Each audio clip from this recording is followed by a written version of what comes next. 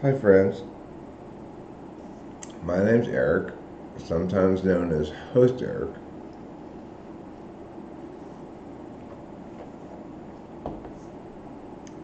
and my recommendation for today is let's all stress out.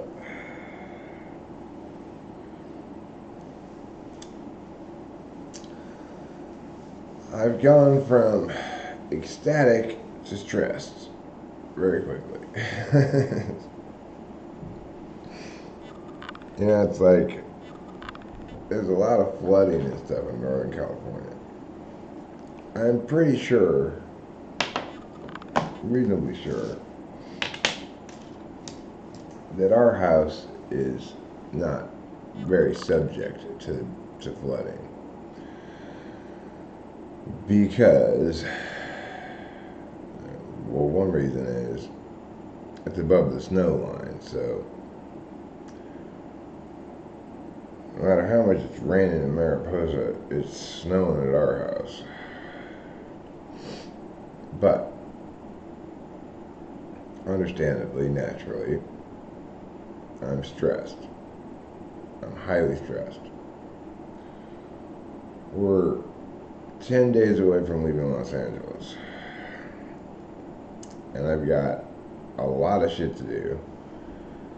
And until I'm actually in that house in Mariposa, I'm not going to really be able to relax. I'm going to still be just stressed out that something's going to go wrong in this deal.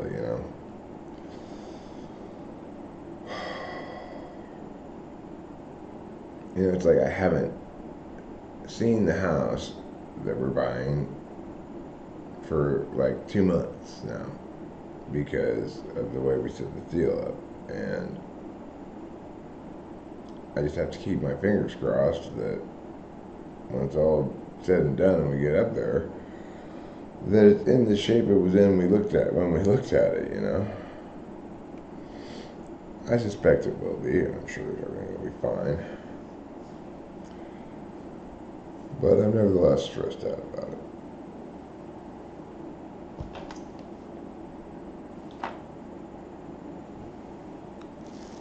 I've got this many mushrooms left, which isn't very many. I'm just gonna eat them.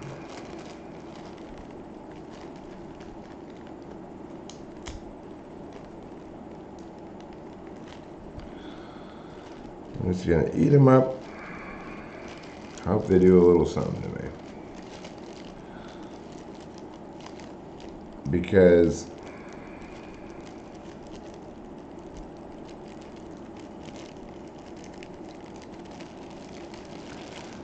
I'm feeling a little overwhelmed. On the one hand, I'm feeling incredibly blessed and incredibly fortunate beyond any deserving. On the other hand, I'm feeling pushed on by the world in all the spots that I'm not good at. So I try to keep the big picture in mind and remember how lucky I am and how grateful I should be. And at the same time, this process is torture for me. I hate this kind of tedious stuff. Like I'm at the house. We came back to the house yesterday, expecting to move back into the house and get this furniture out of here, and instead we're going immediately into this 5-day inspection period. And the bottom line is, we cannot move back into this house until all the stage stuff is gone. And the reason for that is because we can't move back into this house until we can let the cats move back into this house. And the only way we can do that is if there's nothing in here that's not ours. Because the cats will scratch the furniture, They will leave muddy paw prints on things, you know. To the death. Hello. No to the pain. You know what movie that's quoted from?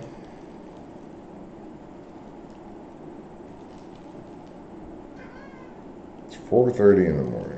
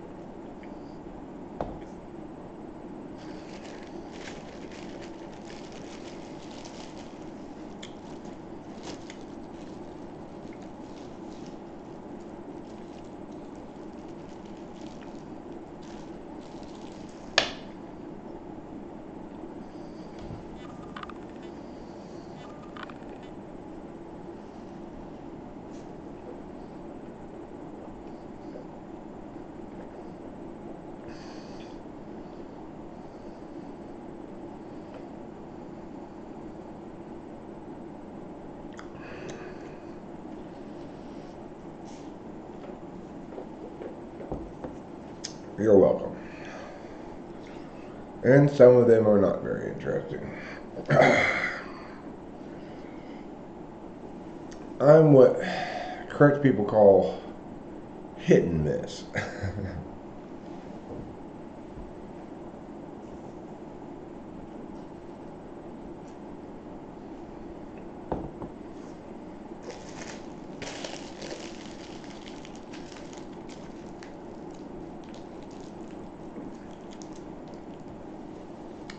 No,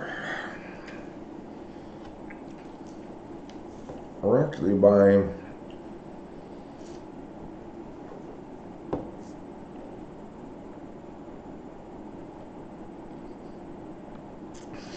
a house that's about the same size, 4 bedroom, 3 bath. This is technically 3 bedroom, 2.5 bath, but it's actually 4 bedroom, 2 baths, and 2 half baths because of this outside room here.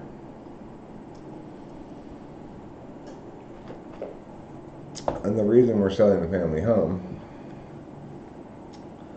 is because it's worth too much. Arcadia, where I grew up and I'm currently sitting, has become known in the last couple of decades as quote unquote the Chinese Beverly Hills, which is why we're selling this house. I don't like living in Arcadia anymore because everything that is the Arcadia that I knew is gone. It's all the restaurants are Chinese restaurants. All the businesses are Chinese businesses. And it's a lovely suburban little neighborhood or whatever, but one of the main reasons why the property values here are so high is that it has excellent public schools. Arcadia Public Schools are known as like among the very best in the state. So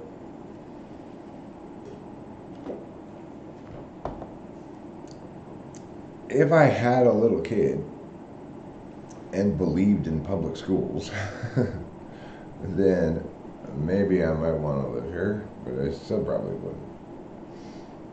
Regardless, the reason I'm selling this house is because when we sell this house, we accepted an offer for $1.25 million cash with a 10-day escrow and a 5-day inspection period. The house we're buying is a better house, and It's in Mariposa County, right across the street from Yosemite National Forest, and costs $495,000. So that's why we're doing this. I don't want to live here anymore. We can extract $1.25 million worth of equity from this house. I can buy a better house in a place I want to live for less than half as much.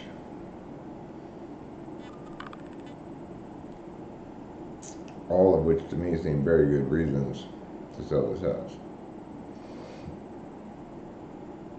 Hey Eric, can I ask you what's your relationship with INFPs like? And how does it differ from ISFPs? Well, INFPs are my supervisor type.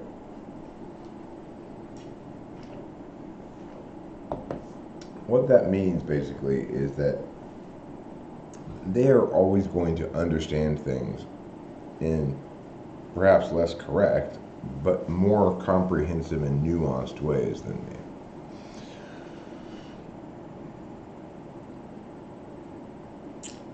Yes, Chinese people are buying this house.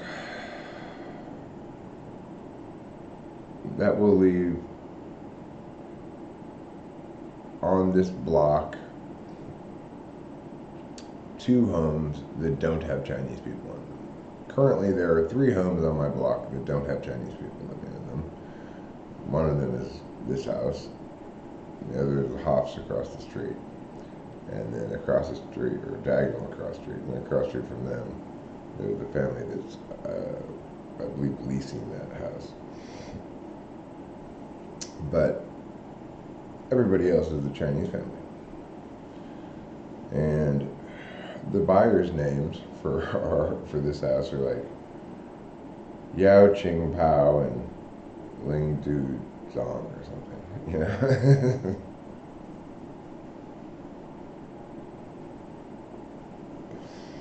Yeah, white flight, they call it, right? Here in Southern California, what happened is, for people who wanted to stay in Southern California, what happens in Arcadia is this.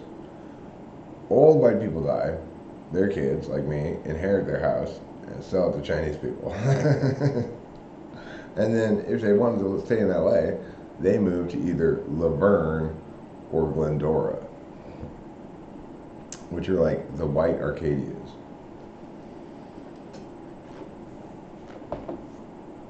We thought about possibly going to Laverne, but that's where my ex-girlfriend lives. So fuck that. I just want to get out of LA anyway. I'm tired of being in the city. I'm tired of traffic. I'm tired of depressing sights, you know. This is not a very moral reason for wanting to get out of a city, but I don't like to look at depressing things like homeless people.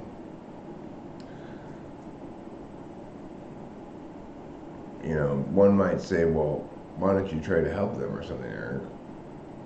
That's a good point, but I'd rather just out of sight, out of mind, you know? I'm very sensitive. Seeing sad things makes me cry very easily.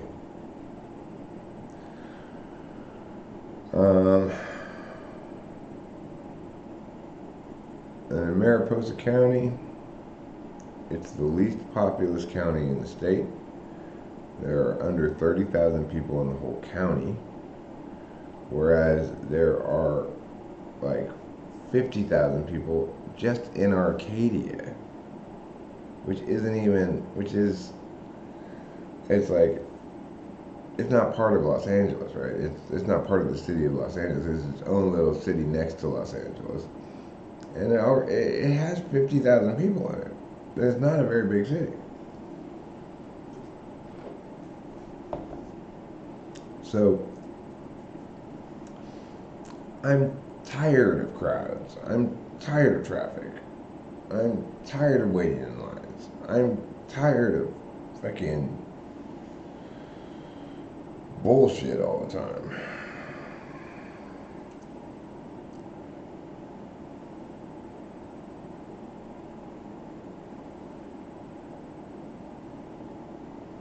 How does my relationship with INFPs differ from ISFPs?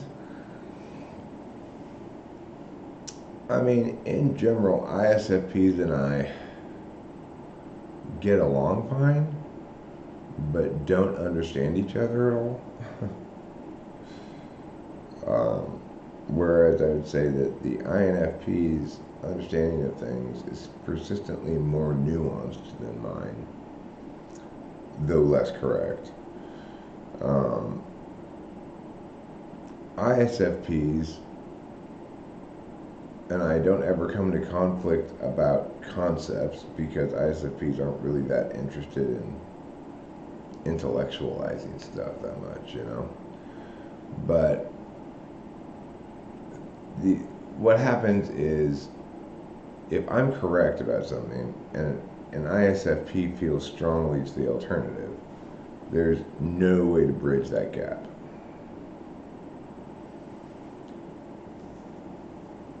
Because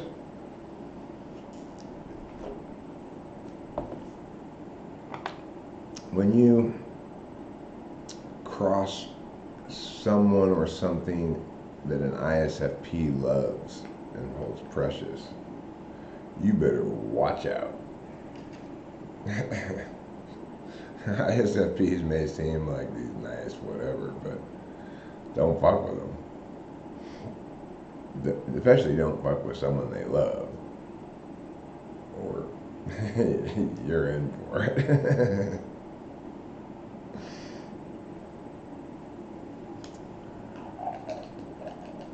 Whereas, you know,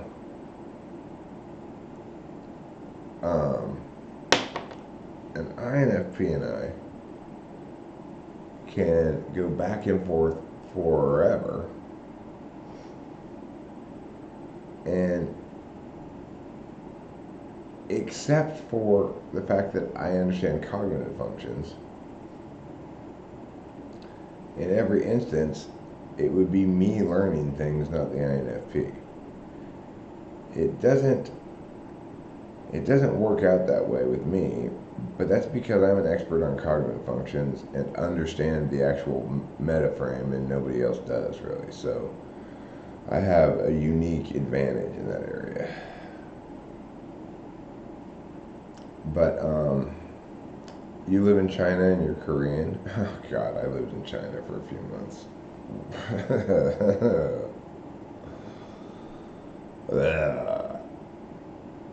Do you use the expression, I'm having a China day? That was a popular expat expression when I was in Shanghai. You know, a China day where you go to try to accomplish something and you remember that nobody has any decision-making power. That's a China day. No, I like Chinese people. Fine. Me and Rachel's best friends, pretty much, are Chinese people who play for the LA Philharmonic, Chawa and Hui. And I work with their kids too, Jeffrey and Chloe. We're going over to their house for dinner on Sunday night, actually. They've got a lovely home, I must say. They're good with money, you know, like good at investing and stuff like that. They get good salaries from the LA Philharmonic. But that alone doesn't explain how rich they are. So they must be really good at investing and stuff like that. And their house is gorgeous. Hui designed it himself, and it's just, oh my God, what a beautiful house.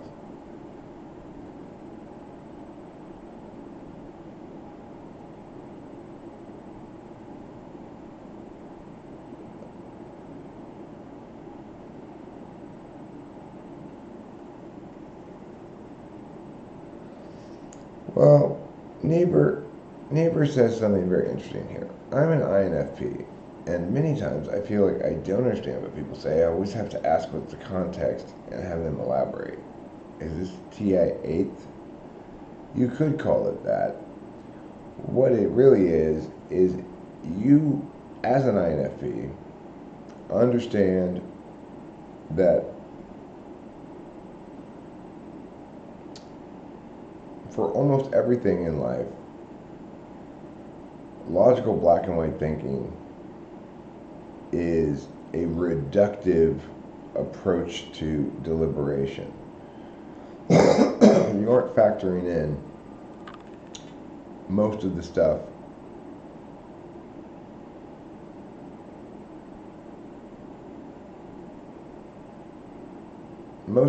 in life requires emotional calculus to have a complete understanding of it, not just a logical calculus. So, like when I had a long conversation with my INFP friend Liz the other night, she kept telling me things like, you say you're right, Eric, but you're excluding emotions from the occasion, from the issue, you know, and therefore you can't be completely right. And I said things like, you're correct, Liz, unless I'm making claims like 2 + 2 = 4. When I'm making claims like that, emotions have no relevance at all, and my correctness is not inadequately nuanced. An INFP would say,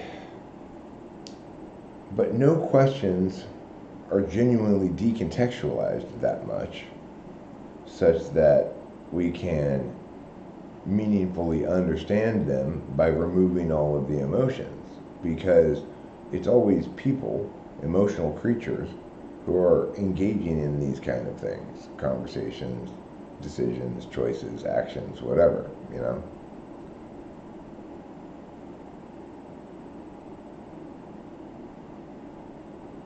I mean, this is part of the reason why INFPs are the second most crippled type in terms of doing things. INTPs, I think, are even more crippled in terms of doing things because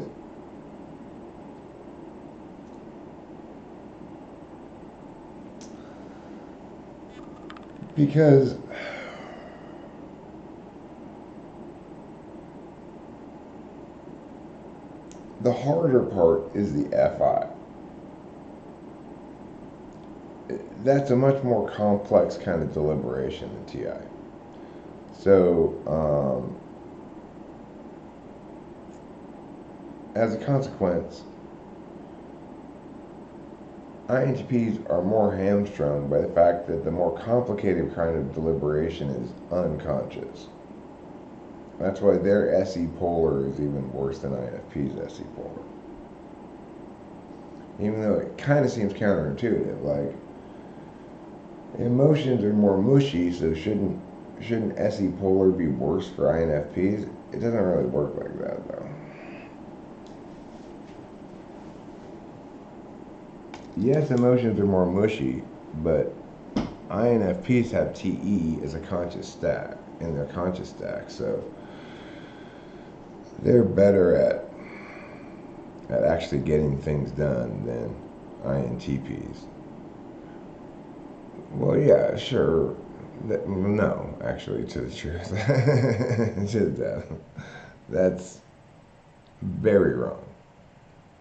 There are only a couple of types that can be smart, and a couple of types that can be capable and competent, a couple of types that can be nuanced, a couple of types that can be right. Like me and INTPs, we're the types that can be correct. ESTPs, ISTPs, maybe too. INTJs, INFJs, they're right. It's different than correct. Being right is great, But the difference between being right and being correct is that you can't explain why you're right. You can only explain why you're correct. I'm going to pull a bottom rip. I'll be right back.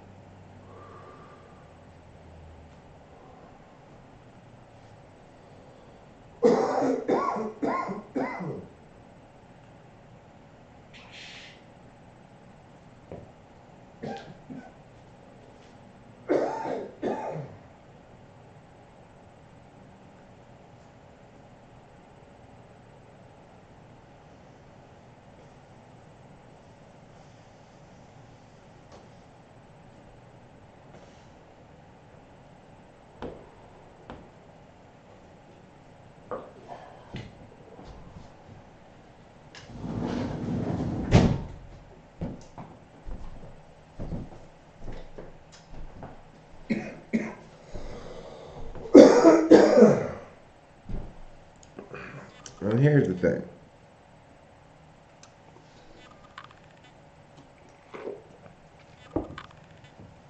Being right is better than being correct, in general, if you're concerned about yourself. So, knowing with your intuition what's true is the most efficient way to be right. But it's not a good way to convince people you're right. It's not a good way to win arguments. Rachel's right all the time, but if I was evaluating her rightness on her reasons, then I would be mistakenly believing she's wrong.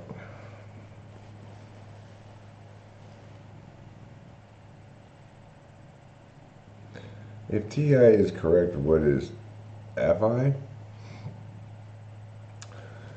It's correct subjectively.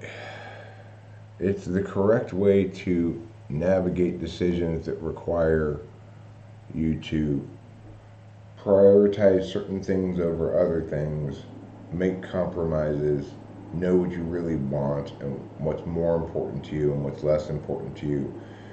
It's useful for anticipating how you're going to feel about something down the road. That's a really challenging question, right? That's why INFPs are slow to act.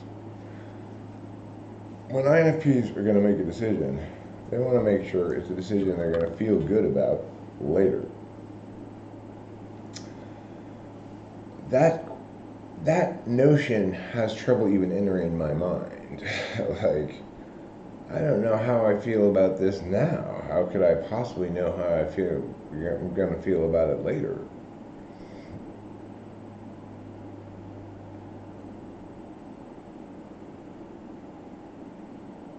Right, and also, one of the problems that INFPs have is with two subjective epistemology functions. They think that every human being is subject to unrestrained healing, evolution, growth, change, etc. That's not true. They're wrong about that. But that's an unavoidable conclusion for them to draw because they've got two subjective epistemology functions, conscious, and no objective ones, conscious.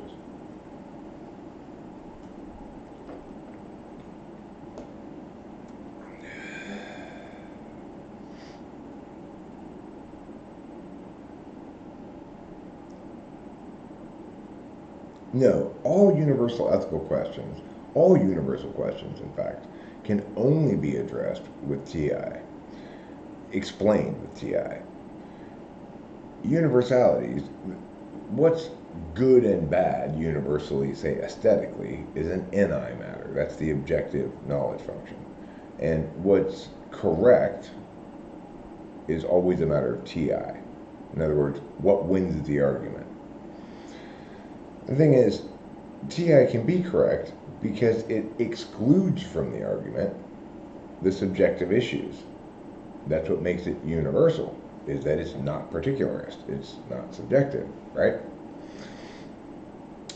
So here's the trade-off that's implicit in life. The more correct you are universally, the more instances of particular exceptions you create. And the more correct you are in this particular instance, the less universalizable it is. That's just straight up the mechanics of the universe, you know? It's the nature of trade-offs. If I've zoomed in, focused on this thing, then I'm missing the big picture. If I'm zoomed in on the big picture, then I'm missing the particulars. Feelings are universal. All people have feelings. They're not informative about ethics, though. So I'm very angry at CVS for not filling my prescription. And I go down there and yell at them, right? But I'm not being ethical. I mean, I'm only technically being ethical. Which is to say, I do have cause to yell at them for lying to me, but that's not really why I'm yelling at them. I'm yelling at them because I'm not getting my way and I'm mad. My TI has found legitimate justifications to yell at them so that they have nothing they can say back. If I go down there and say, you must fill my prescription because I'm mad about this and I really want it, well, that's not going to work as an argument, right? That is expressing my feelings, and that's actually the truth. But that's not going to win as an argument for good reason, because those are totally subjective justifications. Those are totally arbitrary and subjective justifications that shouldn't convince anybody of anything.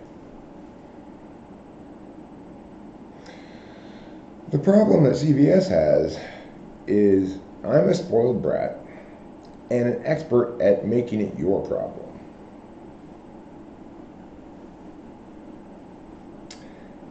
And the other problem that everybody has is I'm shockingly, unprecedentedly self-aware.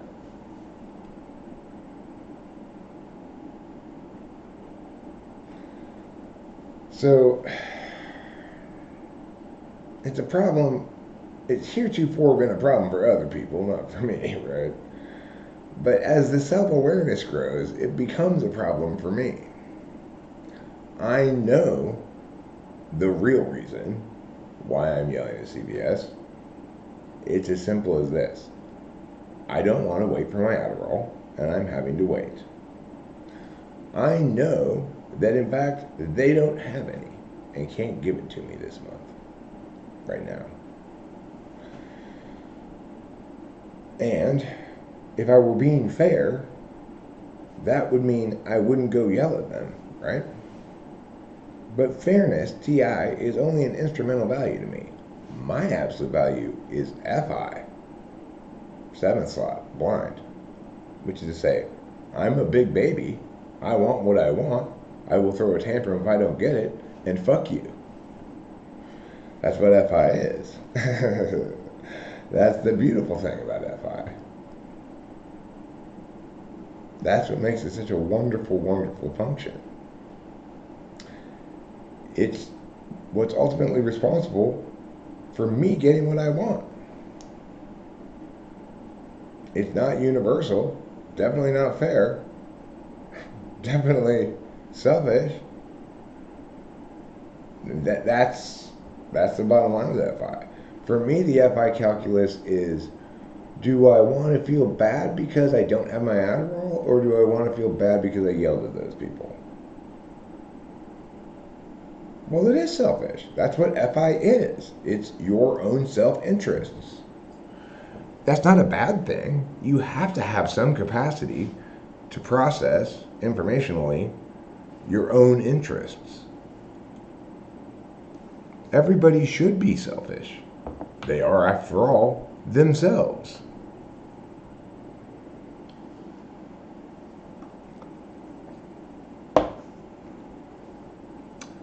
Being selfish means choosing to be selfless when you feel like it, for example. So, I am incredibly selfish, and I'm also generous when I feel like it.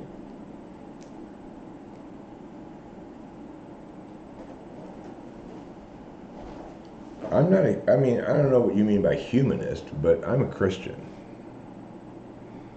I understand Christianity correctly, though, which is to say, Christianity tells you what you must not do and provides examples of certain kind of virtues that one might choose to engage in. It's correct, in other words. You do have negative moral prohibitions. There are sins where you sin against other people, but it's not a sin to not give you something. It's not a sin to keep all of your money for yourself and not give it to anybody else, because that's a positive action. You can't sin by failing to do some positive action, because positive actions like that don't universalize. And the reason they don't universalize is because if you take something like a drowning child, let's use this example, a famous philosophical example. There's a child drowning. Do you have a moral obligation to save it? Well, no, you can't have any universal moral obligation to go save that child, because, number one, you might not be able to swim yourself. Number two, you might be able to swim, but the conditions might be so dangerous that you put your own life at risk. Number three, you might be terrified of water, irrationally. Number four, in other words, there are so many particulars that would exclude you from actually being obligated to save that child that you can't universalize it. And when you attempt to universalize it, you end up with something like the federal tax code, with just endlessly continuing,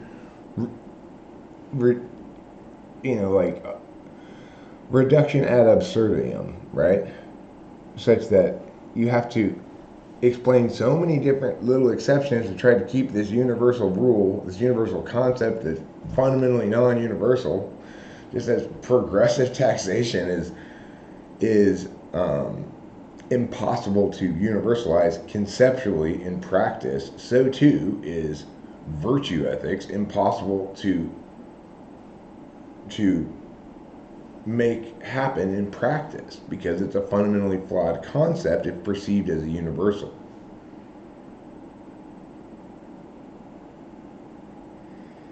So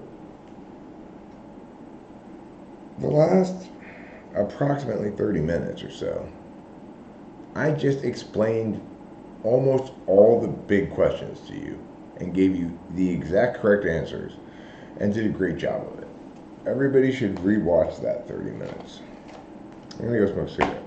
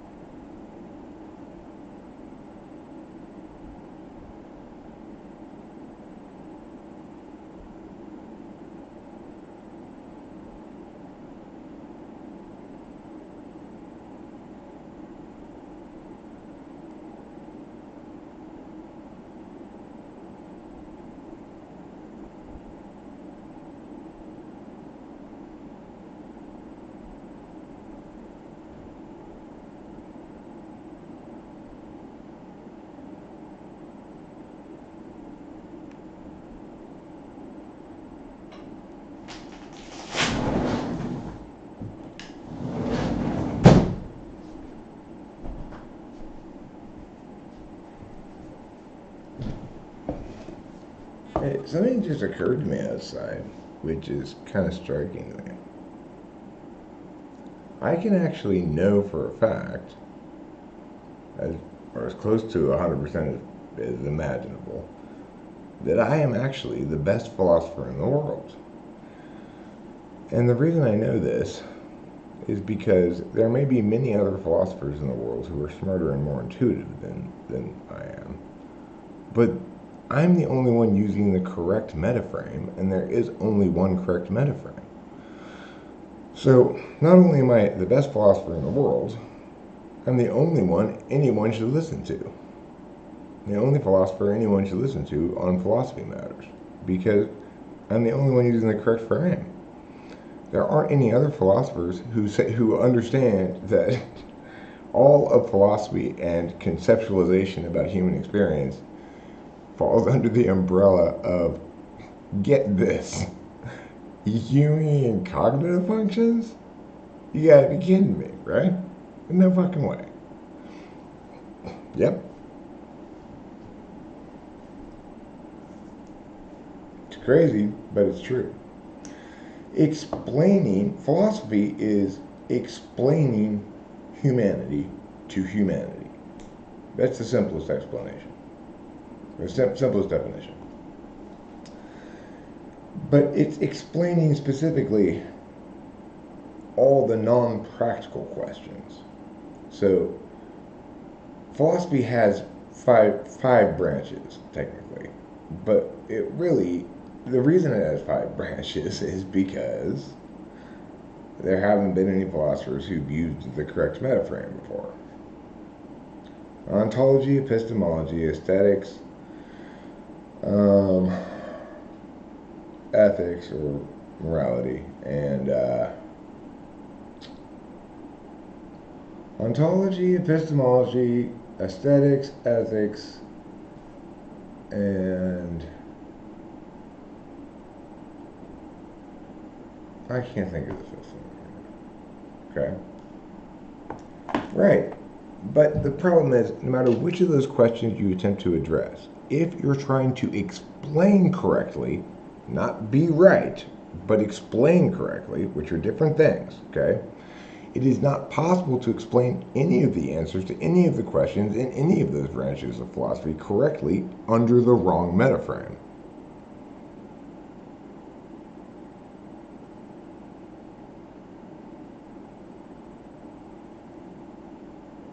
Yeah, everyone's 7th slot function is one of their 4 absolute values. It's their least conscious, but probably the one that drives them the most. It's what you're constantly searching for. So what am I constantly searching for? Knowing what I want. Knowing what's important. Knowing what should make me happy or shouldn't make me happy. What does that look like in an INTJ? You're constantly searching for how to make other people like you.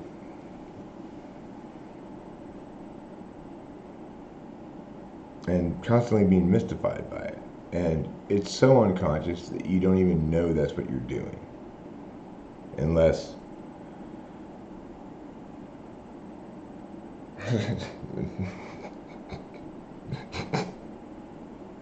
could you make a more TE polar statement, Boba Fett? Unless that's a joke. You know? I'm constantly searching to figure out what I want. I'm obviously terrible at knowing it. That's why I'm a big drug addict. Because that's the level of knowledge of self, of what I want that I have. Well, I know I want to be high. I mean, like, talk about baby FI, right? I like paying loaded.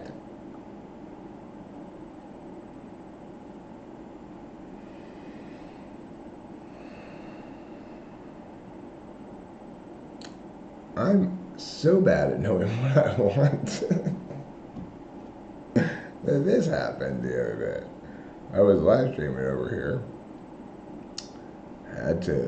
Had to leave here to go back to the hotel where I plan to go to the lobby and resume live streaming. You can't do it in the room because Rachel's asleep, you know.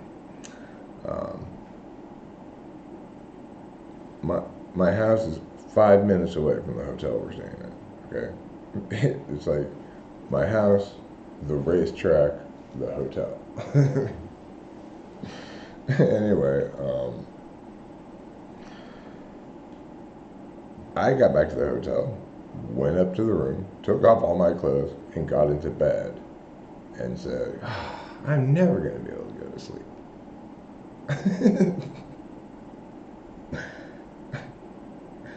Because I can't even keep in mind that I want to live stream for 5 minutes. In order to do what I want, I accidentally go to bed in between.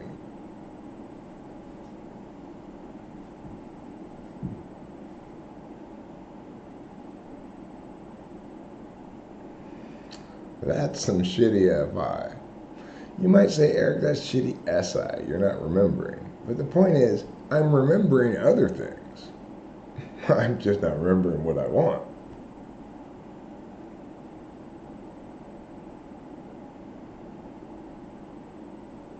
That's how attention works. You know, you pay it to one thing at the expense of paying it to at the expense of not paying it to something else. It's a very simple concept, you know.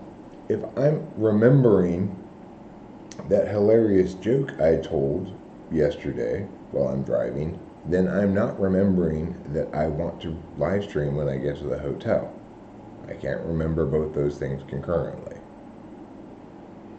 Probably I wasn't even remembering.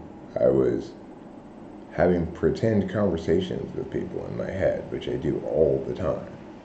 Having a pretend yell at the pharmacy conversation. Having usually these days it seems like it's pretend me yelling at someone conversations.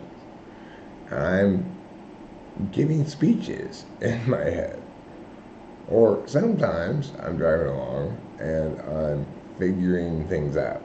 Like, oh, I get it. That's why I did that. Or that's why she did that. Or because now that function, right?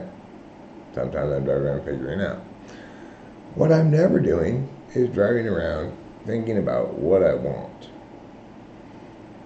I might be driving around being mad that I'm not getting what I want. Because there are some things that I'm clear on that I want. Like, I want my Adderall. I'm very clear on that. I mean, even that I'm not that clear on. I just 2 nights ago, I said to Rachel, you know what, I don't even want my Adderall anymore. I want them to continue to not fill it so I can continue to go down there and yell at them. I think I was wrong, though. I do want my Adderall.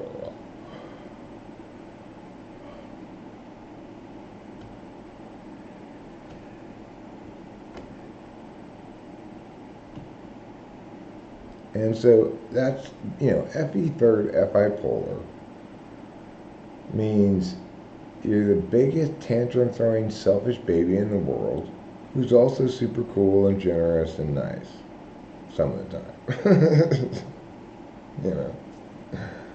And that's me.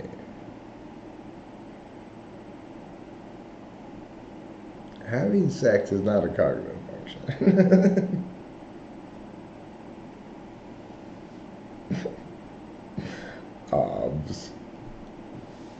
What form of paying attention are you doing when you're having sex? It kind of depends on what type you are, I guess. When I'm having sex, I'm still doing a lot of talking.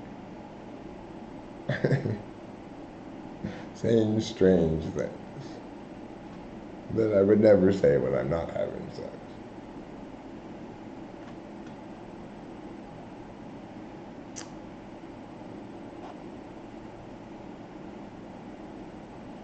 What functions are behind having imaginary conversations with people? Yeah, that's an NETI thing. I'm talking, always talking out loud, talking in my head, or a mix of the two. Talking to somebody else, or just talking out loud while I'm walking down the street. I do that all the time. FE is the only thing that prevents me from constantly talking out loud. The only reason I don't talk out loud all the time is because I don't want to look like an idiot. Like, what is that fucker doing? Just walking around just talking out loud all the time.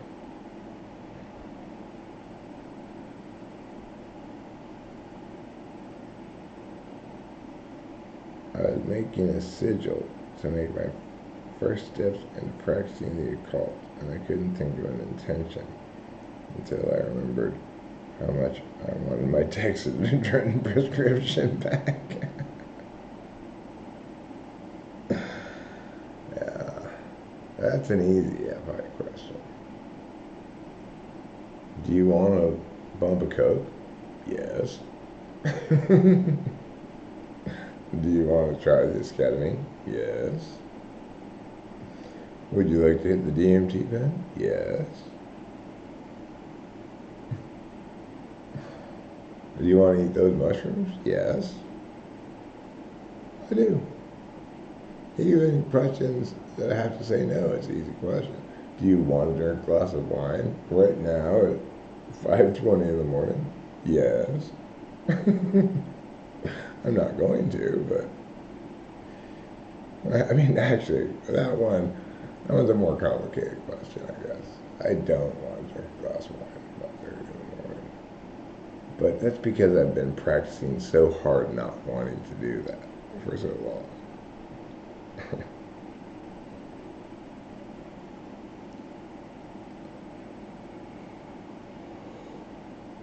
Well, I mean, I agree, Jeremiah Fix. Be careful with magic in general. But you're missing the point of what's his name's story.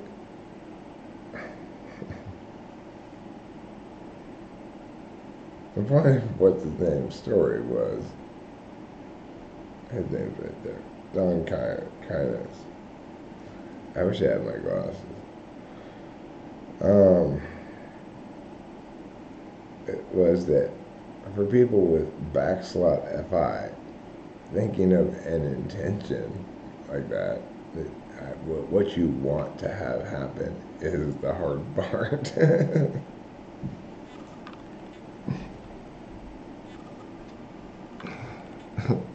Hilariously. It's like, I'm a great magician. Now, if I only knew what I wanted to cast a spell on.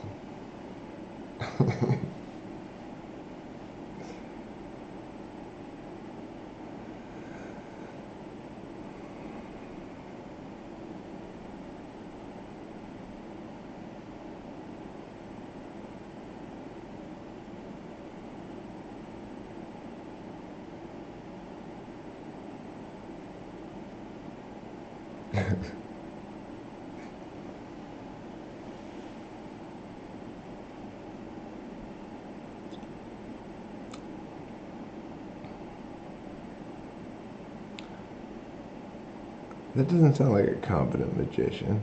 That sounds like a well-practiced idiot.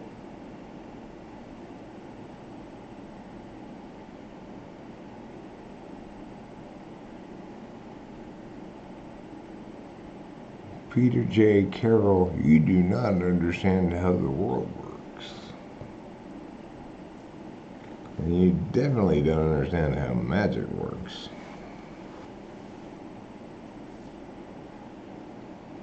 Being able to pay attention to exclusively one thing is one particular skill, I guess you could call it. An unfortunate inevitability is another you could call it. Being able to visualize is a different skill that has absolutely nothing to do with magic. The world is full of such morons, it's crazy. I gotta get as much as I do.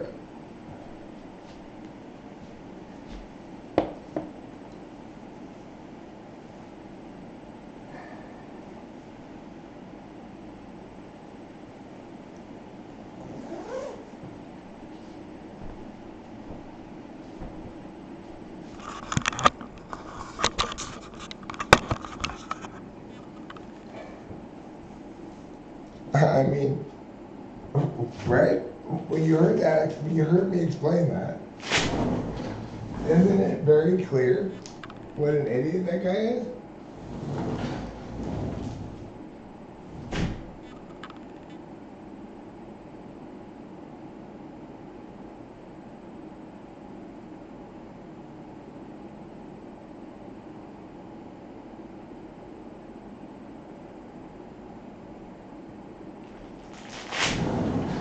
Now, we all have our idiocies, and I think that what it boils down to is this.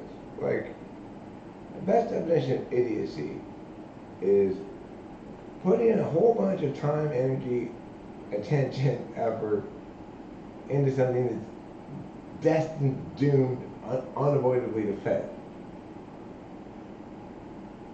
So, talking with famous people is Eric's idiocy, right?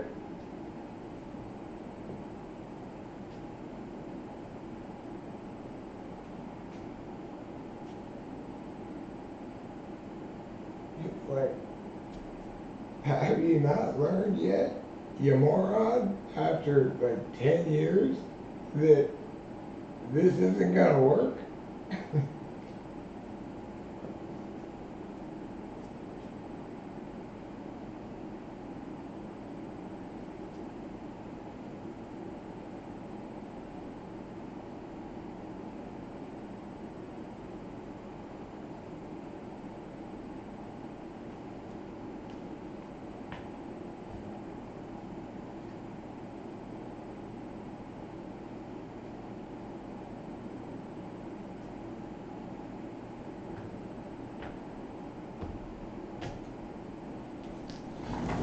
But that's the beautiful thing about idiocy, is it's linked to subjectivity.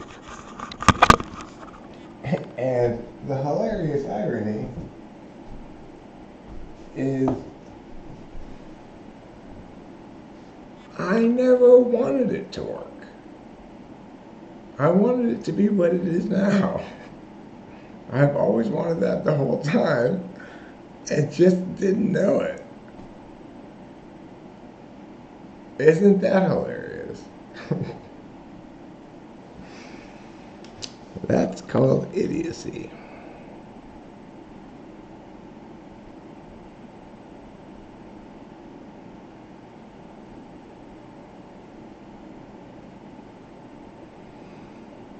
And that's what an idiot I am about my own feelings. I spent the last decade thinking I wanted talking with famous people to work. I don't want it to work. I like it just the way it is. I never did want it to work. That's why, obviously, or I would have tried to make it work instead of trying to make it not work all the time. I did want Mindy's Club to work until it did. And then I wasn't interested in it anymore.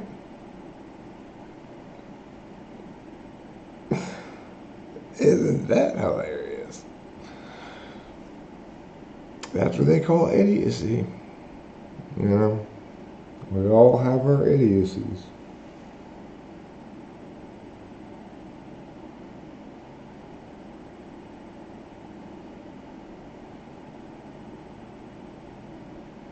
The point is, I just realized right now is what I really want is I don't want the pressure of other people's expectations.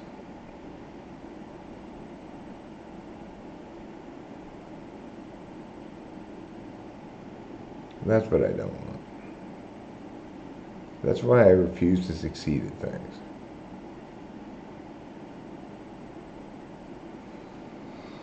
Except debate coaching.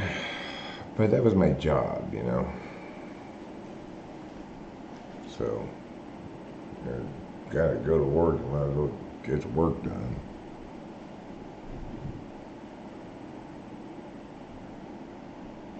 I mean, your job's different, right? Your job's different. If I have to go to work, I might as well be the best person at it there.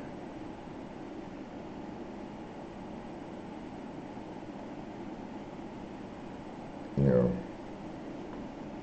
sucks being here either way. Might as well succeed.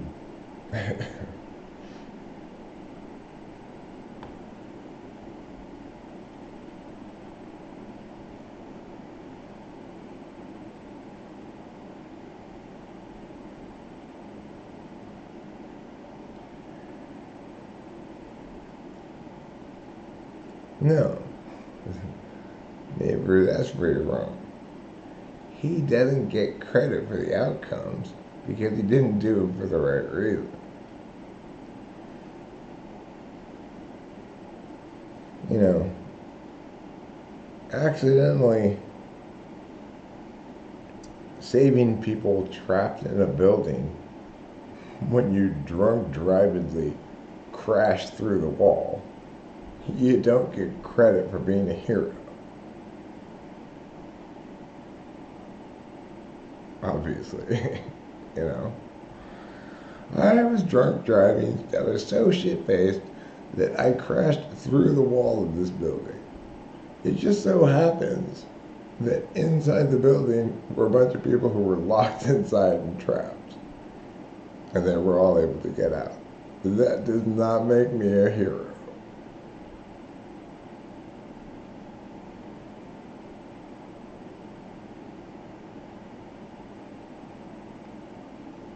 Well, I guess it depends how you define success. The most successful things I've ever done have Delilah and not fuck up having Rachel.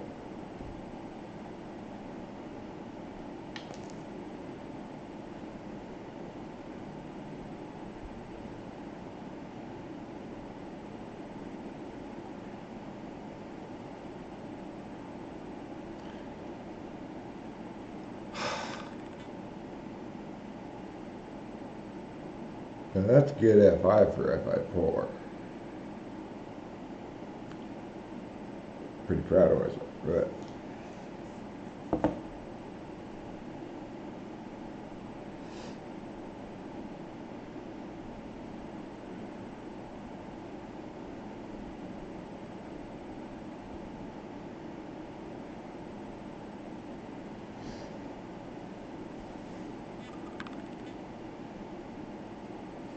No, well, here's the deal. I don't want a sports car. I had a sports car. I had two Mini Coopers, one of which was an actual sports car. My dad's car was badass. I mean, you push down on that pedal and all of a sudden you were at 80, you know? It's crazy. Um, I mean, I drove the thing. The contrast between his Mini and mine is night and day.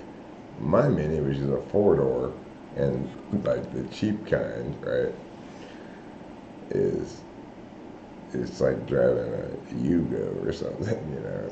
It's I gotta make sure I'm geared down just to make it up hills at a regular speed. So I'll tell you for sure that the car that my dad had was not that kind of Mini. I sold his and kept mine. Because I want a four-door and more room, and I don't care about that. I don't like driving fast or something. I'm an old man. Rachel doesn't like it at all, so that's the end of that question. That's the only explanation I need to provide. Rachel doesn't like it, so no.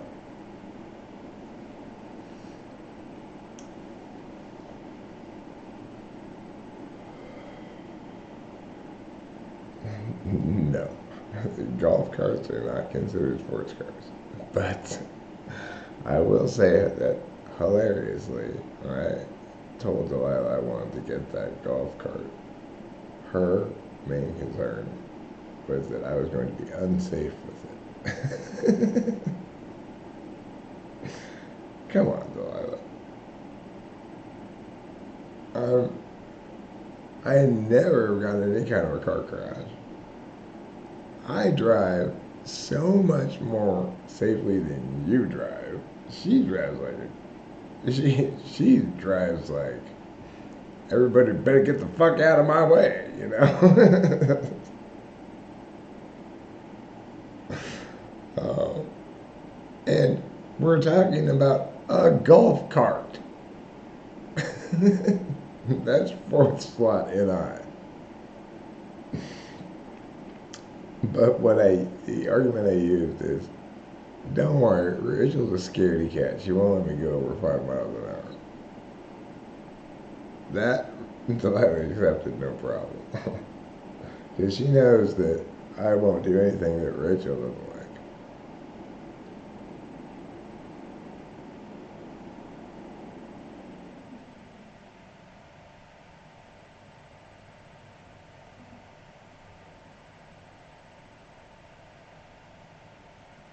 Oh, I'm not just hiding behind the skirts. I'm proud to be hiding behind the skirts. I had this conversation with Rachel last night. I'm such a baby. I need 2 moms. One of them my daughter and one of them my wife.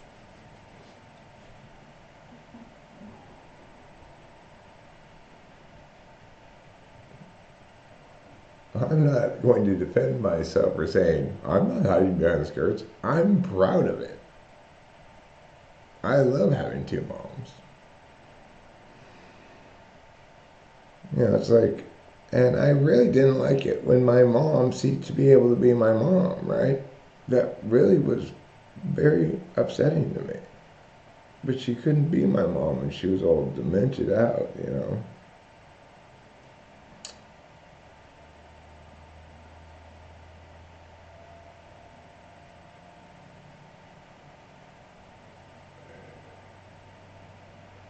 And the main reason I want the thanks, Carlos. Appreciate it. I appreciate your laughter. Nothing I appreciate more than people laughing at my jokes, to be honest. Um, but what was I saying? Oh yeah, about my actual mom. That was sad. That was depressing. Never mind. Let's not talk about that.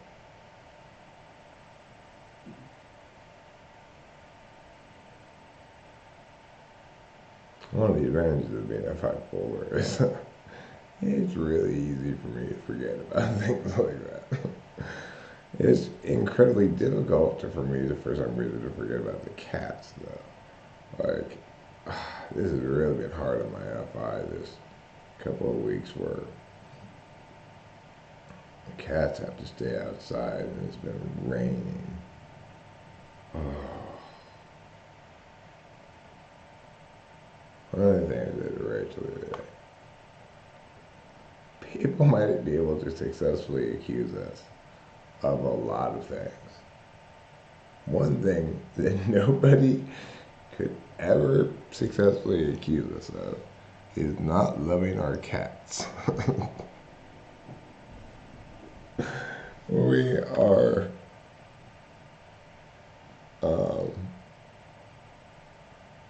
we love our cats a lot. We love our cats probably too much. We will go to extraordinary lengths to prevent our cats from experiencing any discomfort.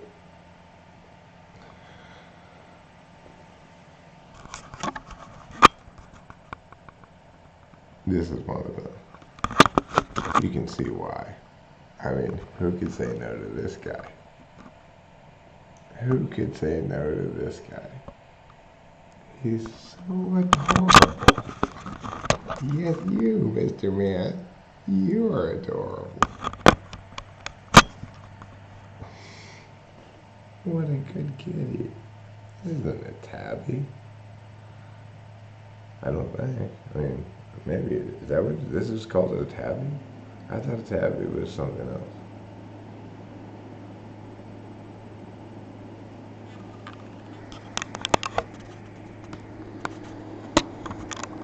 I mean, as far as I know, this is just like a mutt cat, you know. But if this color pattern is called tabby, then I am wrong. He is a tabby. But I don't think this is what tabby means. Again, I'm not an expert on cat color names, but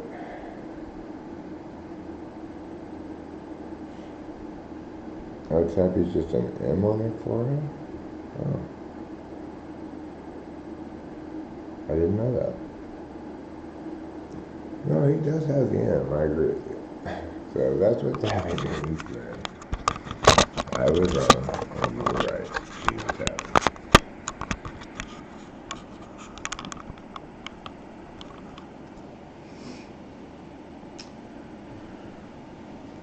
I guess I just never really cared what tabby meant enough to look it up before.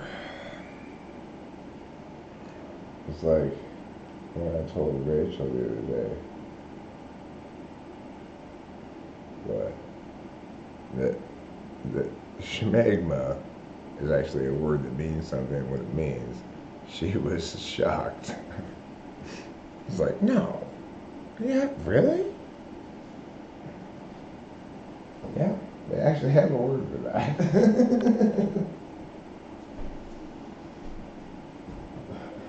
Oh, Eric.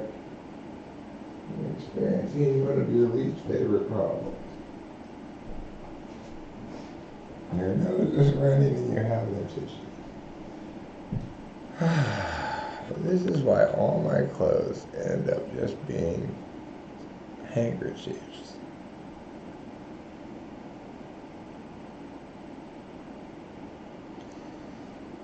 I'm just covered in snot.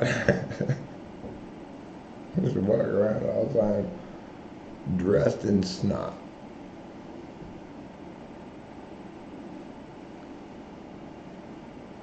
See why I need two moms?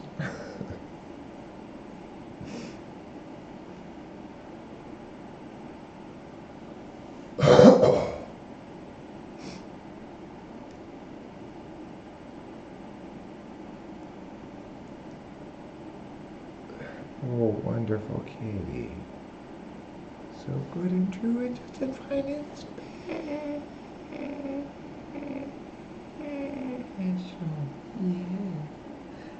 Daddy loves you. Oh, yeah. What a handsome man. What a very good kitty. Oh, yes. Oh, yes. For those of you who don't know, the answer to all questions that cats ask of you is, oh, yes. Yes, he is snipped. We didn't snip him. I won't do that to a cat. That's why my other cat that I had before, Moitertons, it was a male cat that I got as a kitten. Well, he eventually sort of grew up and moved away, you know? Like, he was my cat and hung around for a number of years, but he gradually came around less frequently until I just stopped seeing him. He just moved away. I found someplace else to live. Because he was a man, you know. Not a baby like me.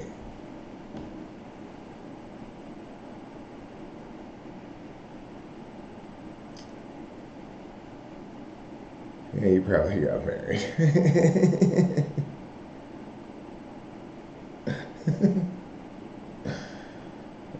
he probably got married.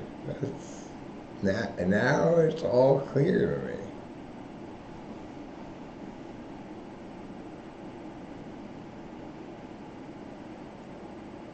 crippled Michael Jordan is worth 0. Yeah, well, that's why I'm stressed out, right? We're about to own that house. We don't have any insurance on it yet. And it's flooding in Northern California. Based on where our house is, I'm not worried about it being flooded particularly. But I am worried about potentially a mudslide. So, you know, we're having to exist in this like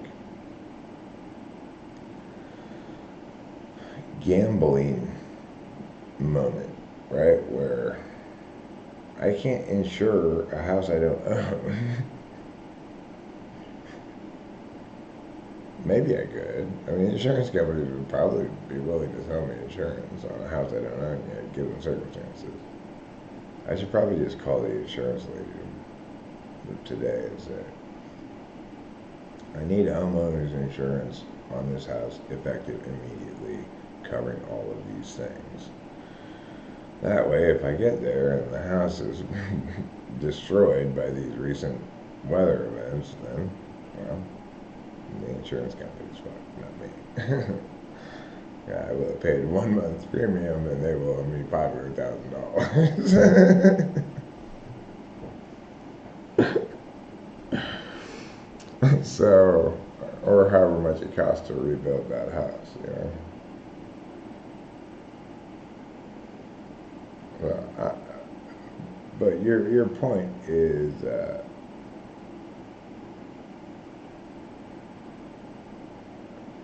oh yeah, I have no problem. I have a double standard. I have no problem getting female cats fixed. And the reason is, if you don't get your female cat fixed, you have kittens.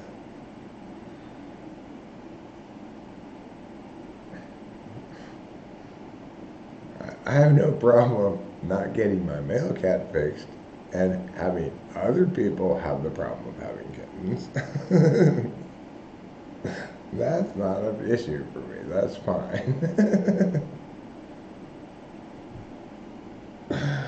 But I don't want kittens myself, so that's why we have to get the female cats fixed. Because I don't know if you're aware of this, but female cats are total sluts. They'll fuck anything that meows at them. In order to get a female cat to fuck you, you just have to stand outside the window and meow long enough.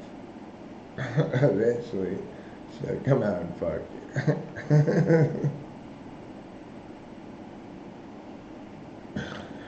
I know this because I had a virgin female cat that I didn't get fixed until after she had kittens. Okay. This rule, my rule doesn't apply to, not goose for gander reasoning here, I've decided no longer applies.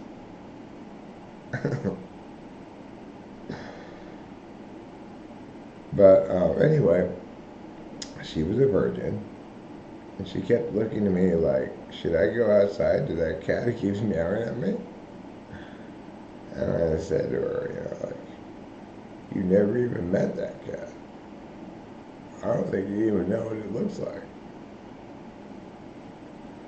She was such a slut that even though she was a virgin, had never met that cat, didn't even know what it looked like. She went right out there and let him fuck her.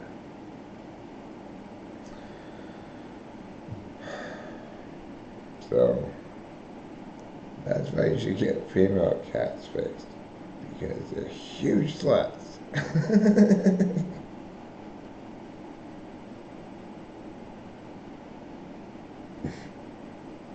My mom didn't believe in getting cats fixed either. And that's why pussykins our my childhood cat had at least 5 litters of kittens. That's me remembering conservatively.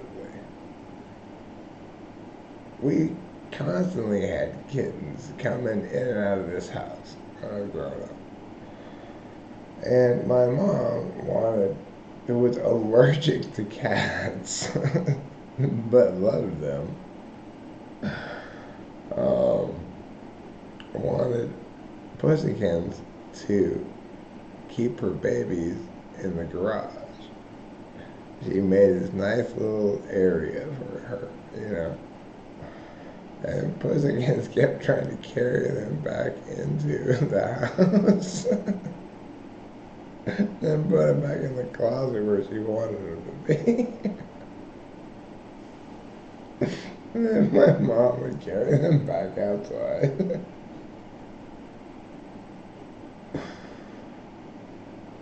Animals don't want to have their kittens have to be in the garage any more than people do. Right? Animals, like, part of the reason why I don't blame Trouble for shitting on the middle of our newly staged bedroom bed in there, not the one we sleep in,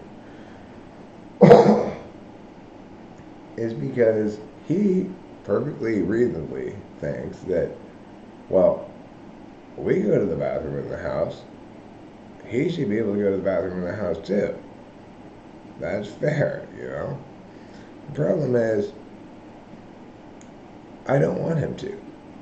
And I want him to go outside to go to the bathroom because I hate litter boxes. So it's going to be challenging for him to, it's going to be one of those realizations of his where, oh, Eric actually isn't very fair. Because he's going to continue to go to the bathroom in the house, and so is Rachel, and he's going to make me go outside to go to the bathroom. And I'll apologize and everything, but he's too smart a cat to think my apology's worth anything, you know.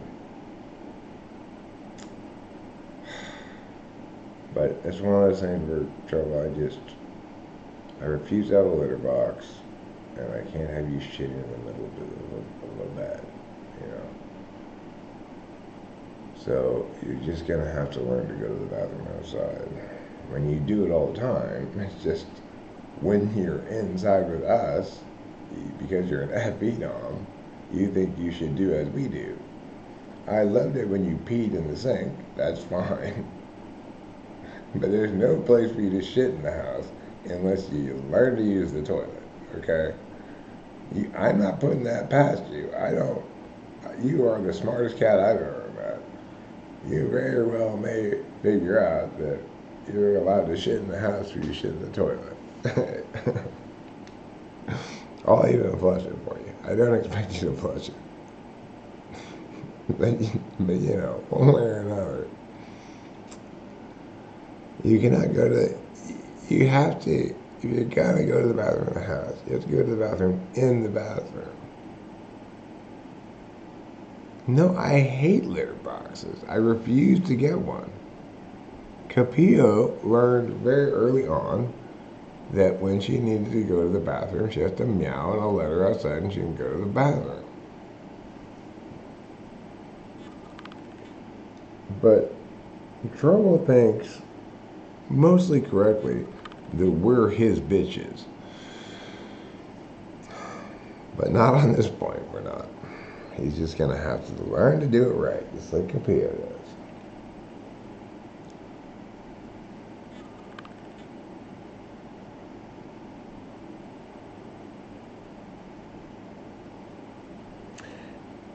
I know there is this way to try to train cats to shit in the toilet. I've heard about it before. With these circles, they start with a small circle and they get a little bit bigger, and then so the cat learns the way, I guess. spread its legs out so that it's just on its one seat. I'm not gonna help trouble that much. I like my solution better. Just go shit outside like a cat is supposed to. People with litter boxes are crazy. I know. Let's have a box of cat shit in our house.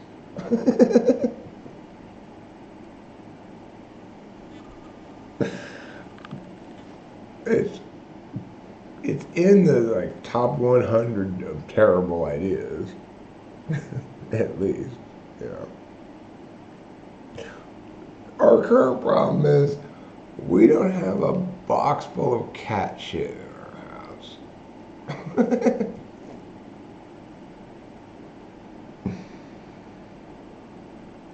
No, I don't want a compromise. Okay? He is a cat and will go to the bathroom outside. That's it. That's the only sane thing to say about this. You don't compromise about that point, right? Well, maybe we can have him shit a little bit in the house. No!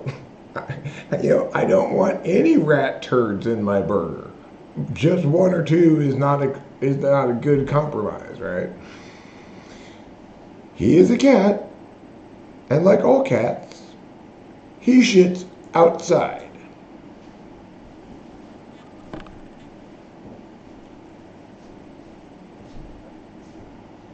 The only exception is if he learns to teaches himself to use the toilet, which I'm not betting against him, but he's gonna have to. The problem he faces is he has to like learn that instantly, because if he shits any place but the toilet, next time, in order to make sure he gets the message, I'm going to scream at him and chase him with a broom.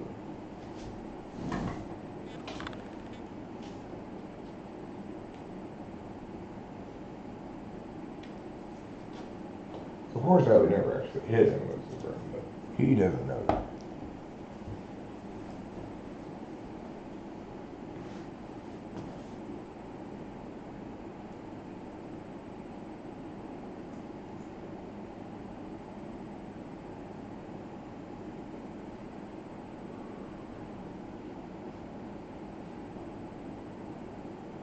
So that's the real reason why I don't think he's going to teach himself to sit in the house correctly, is because I'm not going to have any tolerance for a learning curve.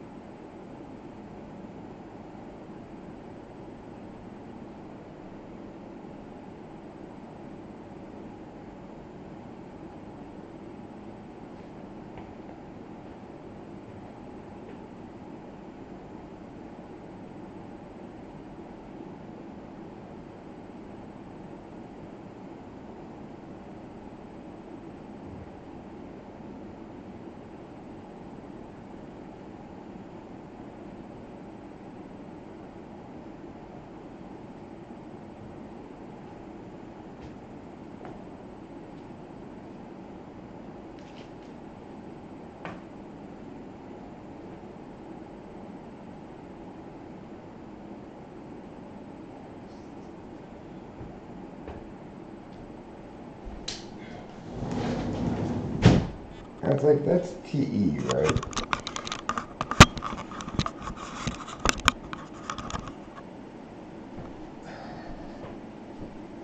It tries to find compromise solutions, which are great for things that are appropriate for compromise solutions. Whether or not your cat should piss and shit in your house is not one of those questions. It's cold outside.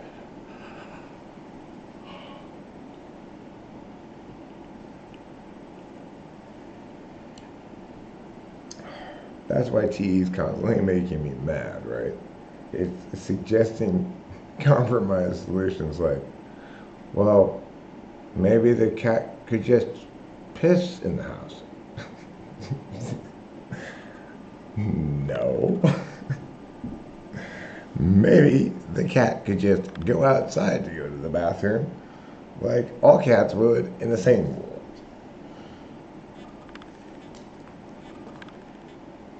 Because unlike dogs, you don't have to clean up cat shit because guess what?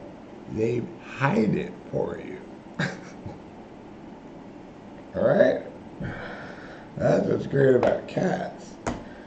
Dogs don't bother trying to hide their shit. So you have to pick it up. Cats are smart. They dig a little hole, they shit in it, they bury it. It's as though they never shat at all. Until you try digging in your vegetable garden. And it's like, when did this vegetable garden become nothing but cat shit?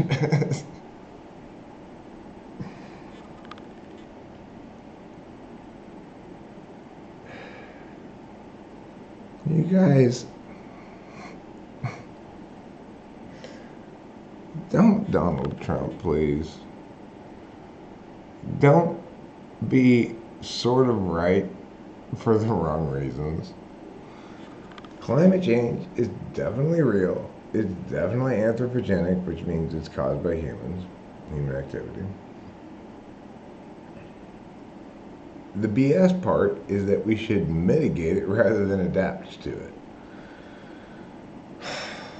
And the reason it's BS is because when human civilization, when human populations got too big and cities got so big, what are you going to do with all this piss and shit, right? Climate change idiots are saying, well, you just get people to piss and shit less. That's where the idiocy is, right? You don't get people to piss and shit less. You develop better systems in dealing with piss and shit.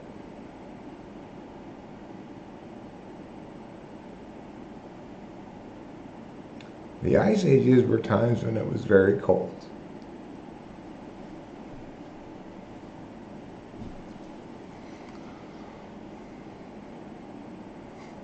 I mean, talk about not understanding the concept of climate change at all. It doesn't mean, climate change doesn't mean, just because the earth is gradually growing warmer, it doesn't mean it's going to be always hot everywhere.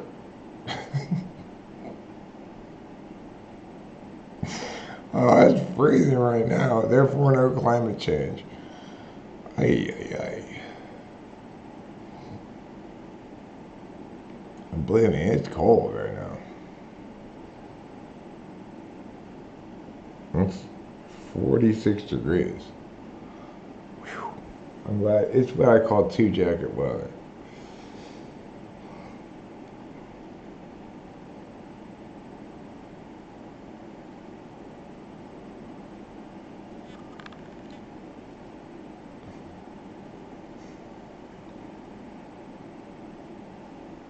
The earth gradually growing warmer doesn't prevent things like ice ages. It just changes how they look a little bit, right?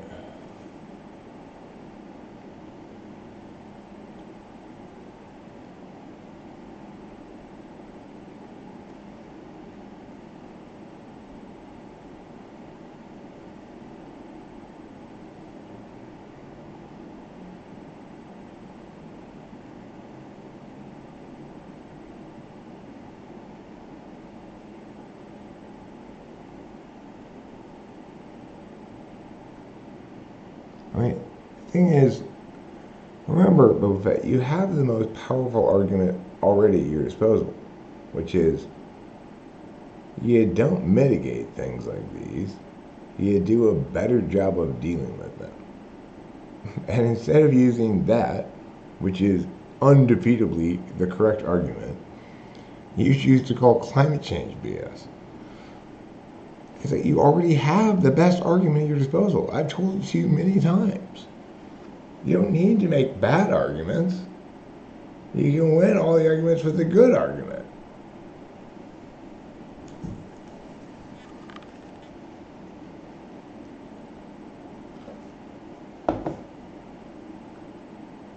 And it's literally undefeatable because of that poop pee analogy. It's exactly the same thing. All human endeavor creates carbon. We've got a population of 7 billion people. We're going to produce a lot of carbon dioxide. You don't tell people to stop producing carbon dioxide. You do a better job of dealing with it. Doy.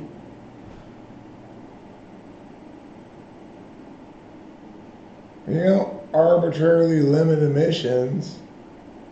Now I get it if it's air pollution.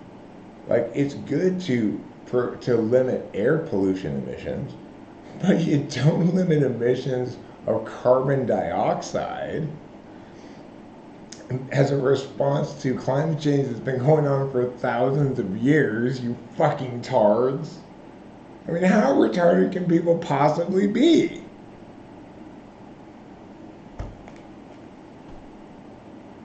Human endeavor, human productivity, prosperity, this all produces ever increasing amounts of carbon dioxide. You don't therefore go, oh, I guess prosperity is bad.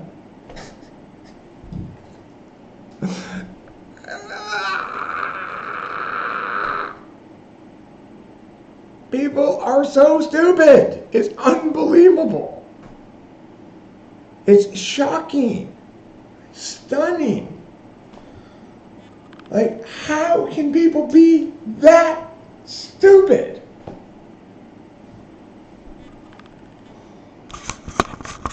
They have to be trying their very hardest to be that stupid.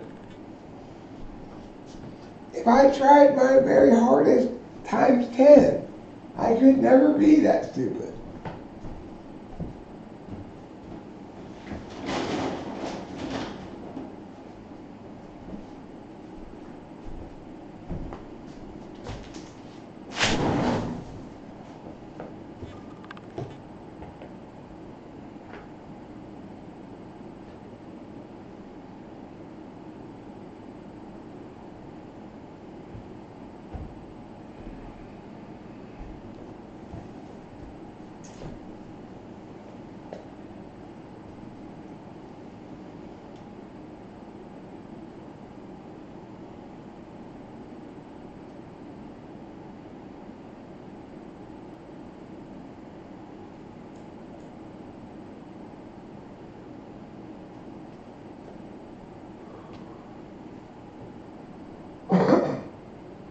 But you know what the only argument that actually convinces those retards is?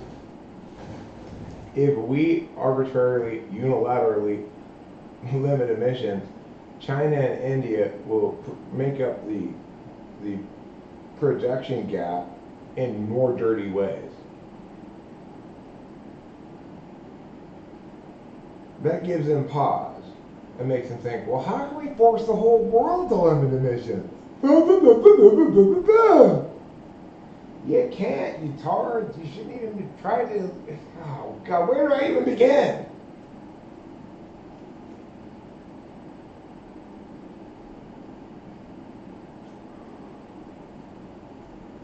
You're feeling so strongly about this climate change, people, and you don't even know what kind of curve the relationship between carbon dioxide and atmospheric warmth is.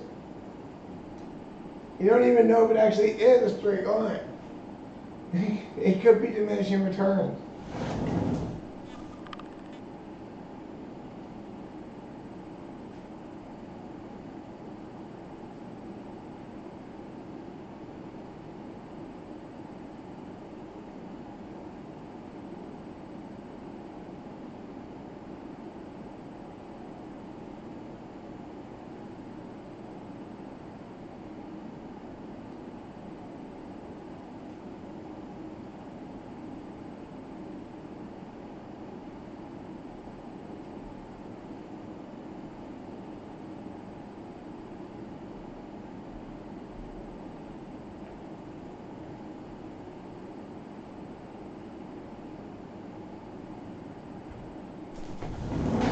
So, like back in the day, some idiot scientist said, we don't know what kind of curve this is. We don't know if it's a straight line, if it's diminishing returns, or if it's runaway greenhouse effect. And all the newspapers screamed, runaway greenhouse effect! And their justification was Venus. Venus is not, the reason Venus is so hot is not because of runaway greenhouse effect. It's because it's very close to the sun.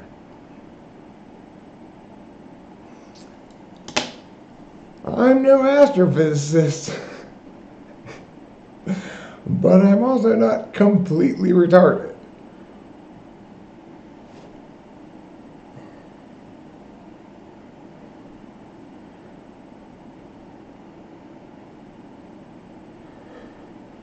You know, this is back when this issue first came out in the news, right? Runaway greenhouse effect, just like Venus.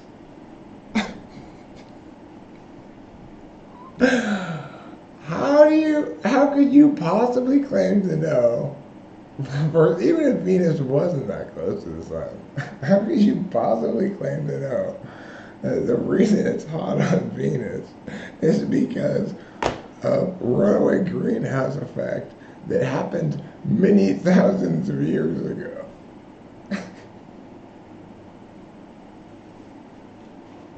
And you'd have to, that's ignoring the fact that it's super close to the sun. This is the kind of retardation I deal with day in and day out, all the time, right? You know, like the whole COVID thing. I'm screaming, world, can you please not be retarded this time? The federal government finally lifted the mandate for the COVID vaccine on the military. I can't even believe anybody has the gall to call that thing a vaccine. It's the exact opposite of a vaccine. It does not prevent you from getting COVID. So therefore, it is not a vaccine.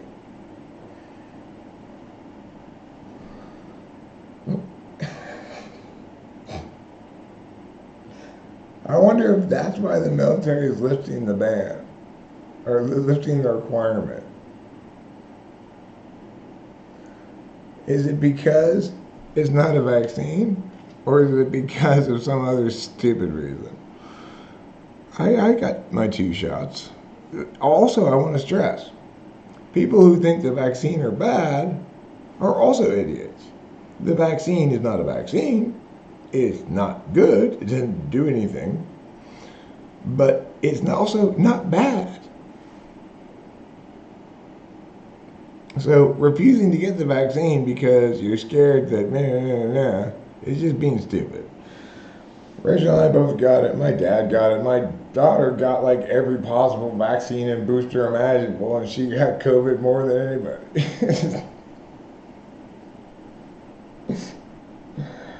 And she was always wearing the mask and shit, and she got COVID more than anybody. Because why? She's not allowing her immune system to do its job. That's why wearing masks is a bad idea. You're not allowing your immune system to do its job.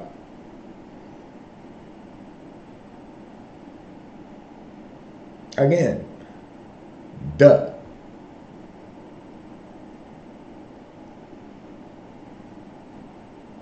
Remember, if you think that getting the vaccine shots is somehow bad, deleterious, or whatever, you too are being really dumb. It's obviously not bad. How many people got the vaccine? And how many of them are experiencing consequences that can actually be concretely linked to the vaccine? tiny percentage, no higher than any other kind of vaccine. So if you think getting the vaccine was bad, you are wrong and being dumb. My friend Charlie got kicked out of the Marines for refusing to take the vaccine. He's an ESFP like Donald Trump. He was right about COVID, but remember, being right is one thing, being correct is another thing. And there are certain questions where it's much more important to be correct than right. If you're president of the United States, you have a duty to be correct as well as right. And Trump was correct that COVID was being way overblown. He was right that COVID was being way overblown, but he was incorrect because his justification was, I've got a hunch. So, just like Charlie, he was right about COVID being nonsense. He was also right about the vaccine not working, as was I. But the difference between ESFPs being right and Eric being right is Eric's also correct.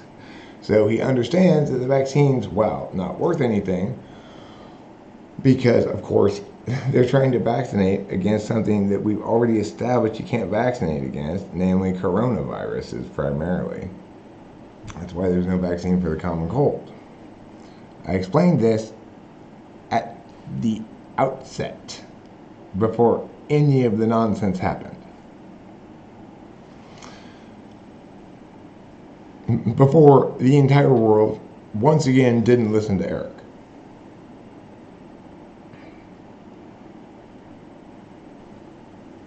So, yeah, Charlie, you were right. The vaccine was not worth taking. You were wrong that it was dangerous to take, and you're insane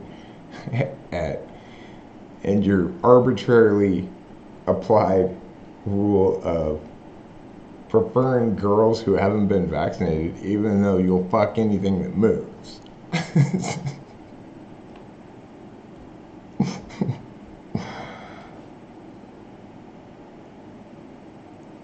Oh, I did nothing but talk. The thing is, I did it here where nobody listens to me. You know, I mean, not that there's any place where I could talk where people would listen to me. This is the best I have, you know. I did nothing but explain exactly the correct thing and the right thing from the very beginning before everybody made all those horrible decisions, and nobody listened to me. Even people around here everybody thought I was crazy.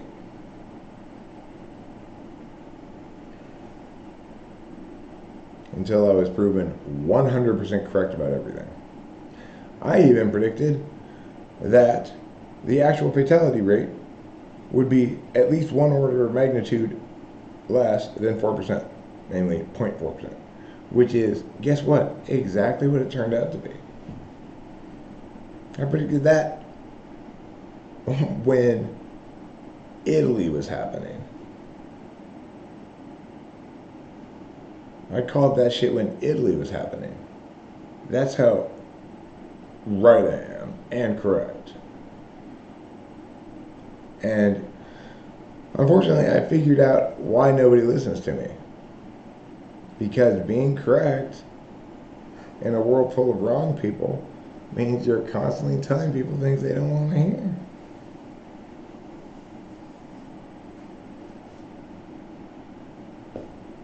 And because they're not listening to you, you become increasingly douchey and arrogant about it.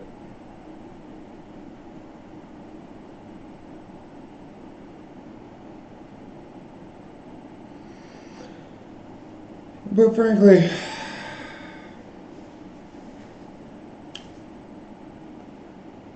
that's not my problem. I don't have any problems anymore. I need to remember that. I don't have any problems anymore. When I have a worry about the well-being of the house I'm buying that's not insured by me right now, But that's a worry, not a problem. I have no way of knowing without driving up there and looking at it. I could ask David, my real estate agent, to go look at it, but he has too much of a vested interest in making this deal happen.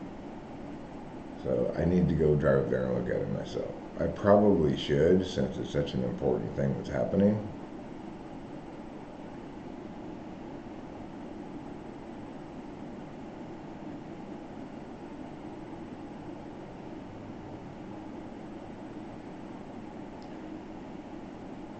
Yeah, I mean, it's super important that we can have a reasonable discourse. I don't like starting out with, I'm right, listen to me. I like starting out with, here's the truth.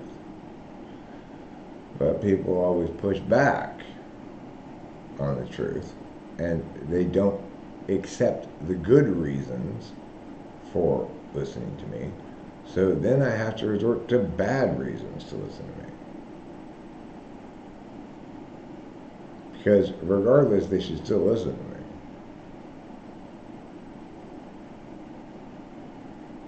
And people are dumb, so they're more likely to listen to me because I have some sort of authority or credential or whatever than because I'm correct.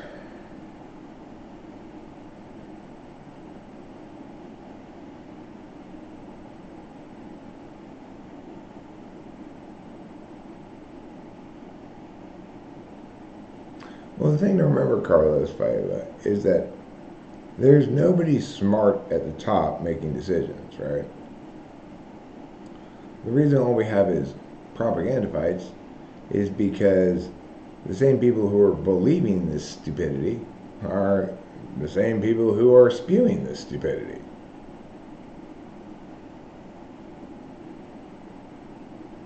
Oh, I mean, that's such bullshit of a saying, Fioko Kyuk. Truth is like a bullet, okay? Not like a lion. It's something an individual uses to accomplish something. So, the truth is, CBS lied to me. That's my ammunition to yell at them. The truth is, they selectively untexted me. That's another set of bullets for me to shoot at them. Note, they're desperately ignoring the truth. That lion does not exist for them. It exists during those periods of time when I go shoot at them with the truth, right? And they get shot in the chest with the truth, and I can see their pained expressions on their faces. And then when I go away, they hurriedly, determinedly forget the truth. That's how the truth works. It's extremely powerful if you're a good hunter. Otherwise, it's completely useless.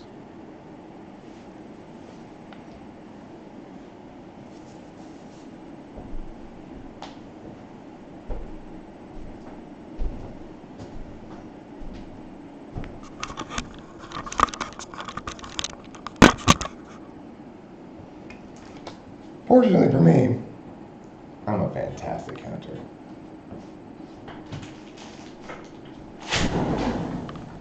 Metaphorically. Literally, I could not be a worse hunter. I cannot shoot a peacock sitting on the ground 5 feet away from me with my air pistol.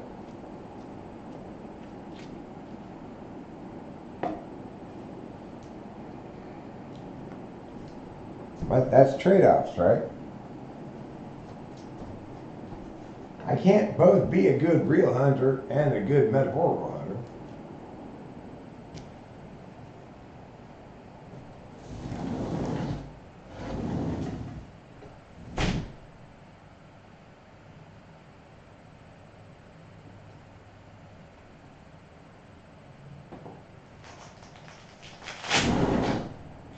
To be a good metaphorical hunter requires me to have been spending 50 years paying attention to being a good metaphorical hunter. To be a good real hunter would have required me to have been paying 50 years attention to being a good real hunter. Too late for that.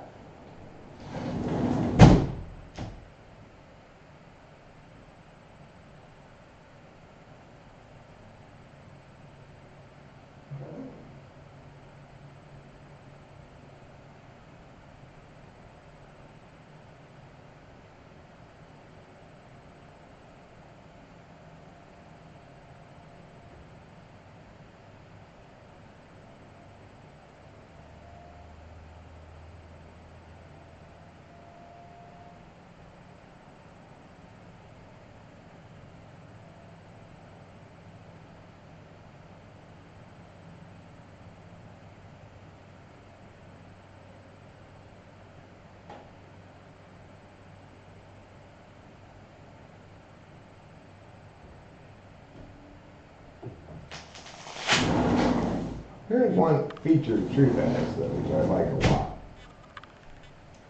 It's immune to TE stupidity. You can't add a corkscrew to the truth to make it better. You know, TE people love to take something that is what it is and add a corkscrew to it. I mean, why should it just be this? It could also be a corkscrew. Just let things be what they are, okay? Just let that thing be what it is, and let this thing be what it is, okay? Let's not add corkscrews to everything.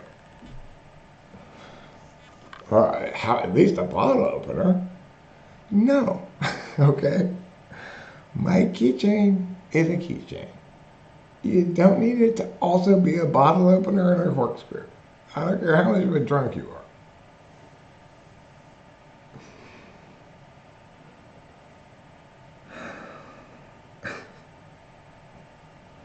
Yeah, it's morning now. I couldn't sleep very well because I'm worried about something going wrong, you know. No. I mean, obviously, they genuinely do not have it and cannot give it to me. Because, believe me, if there was any conceivable way for them to give it to me, I would have it by now. Nobody wants to deal with Eric not getting what he wants. Let alone multiple times.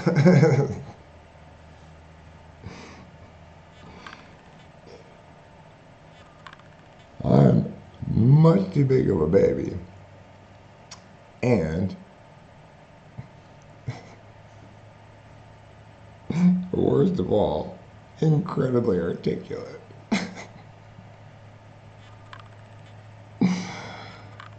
I'm a complete tantrum-throwing baby who's incredibly articulate.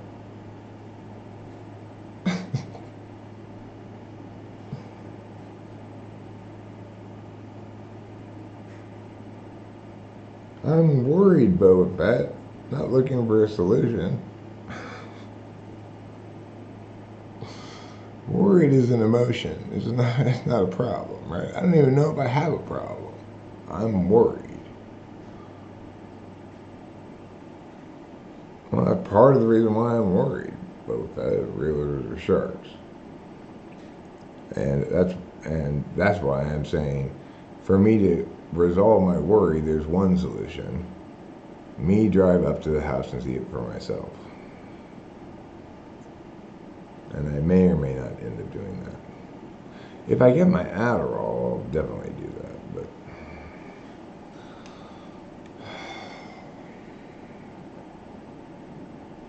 my daughter can get her Adderall, no problem, because she's with the worst HMO in history, but somehow good at getting Adderall. Kaiser's fucking horrible. Like, I mean, I know this intimately because I had to go deal with them, consistently dealing with my mom and my dad because they both had Kaiser. And my daughter has Kaiser. Kaiser is a nightmarishly horrible HMO. But their pharmacy has no problem whatsoever getting Adderall. Of course, I can't go to their pharmacy because I don't have Kaiser.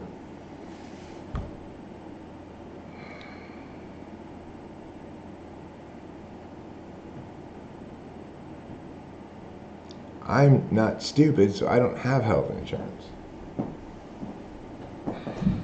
Only stupid people buy health insurance in the current system, in which companies are required to provide you health insurance even no matter how bad your pre-existing condition is.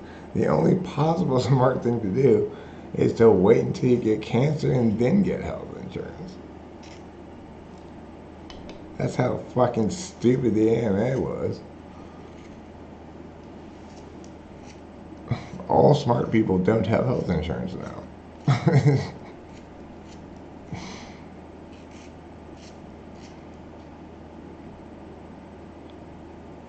Great job, Obama. I mean, good for me, good for smart people, but horrible for the country, and you were the president, right? You're supposed to be making decisions that were good for the country, not for selfish people like me. You know, like Rachel possibly getting a disability. And getting thousands of dollars of free money from the government. This is why I need to be president. Shit like that would never happen on my watch. Fuck that noise. Of course, I'm not president. I'm a private citizen. So I'm like, fingers crossed, free money from the government. Could we need it any less? Nope. But that's what happens when retards elect retards to be president. And to be Congress people and senators. This is why instead of having billboards urging people to vote, we should have billboards urging people not to vote. In the sane world, almost nobody's qualified.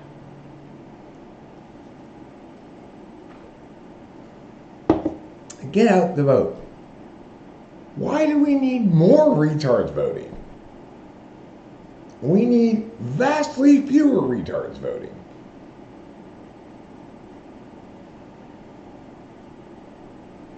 Oh, I'm sorry. I forgot. I'm telling the truth. And that's not what people want to hear.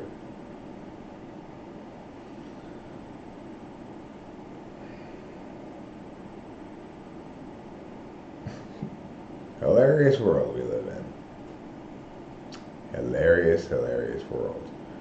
The reason, I guess this is the reason why I deserve all this completely unearned prosperity, is because I never cared about money at all. So much so that even when we were broke, I'd forget to have people pay me. Even when I was scrounging for quarters to buy a Boogler.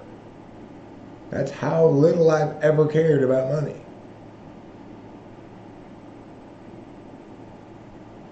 So, I guess that's why I get this undeserved fortune. Because I'm too smart to care about money.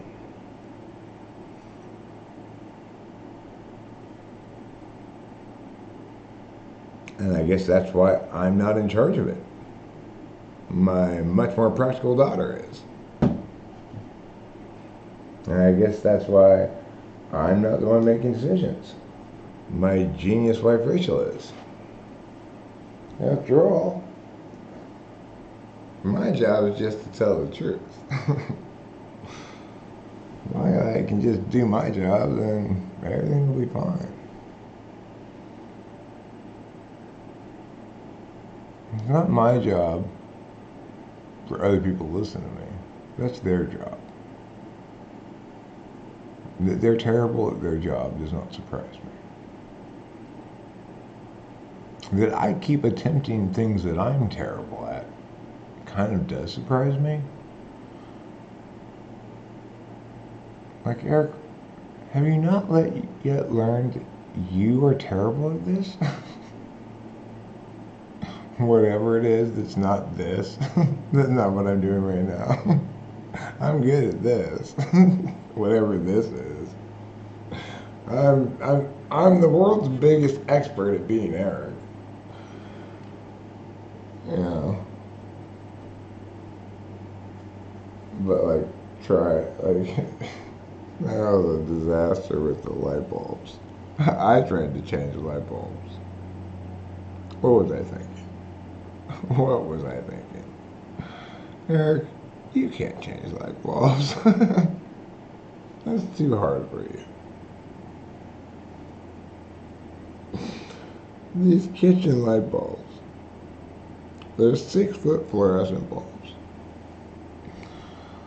Turns out, they no longer make 6-foot fluorescent bulbs. So I order some. I'm so bad at changing light bulbs that I order light bulbs that are due to arrive on January 11th. After we've sold the house. But I'm so lucky that the light bulbs arrive a few days early. So, take them out of the box. They're not the same. They're 6-foot light bulbs. They're 6-foot LED fluorescent light bulbs. They're supposed to replace these fluorescent light bulbs. But they don't just snap in like they're supposed to, like regular fluorescent bulbs do. This is a big complicated process, you know. So I call Cameron. At least I'm smart enough to do that. I'm like, Cameron, can you help me? I'll pay. Can I hire you to change some light bulbs for me?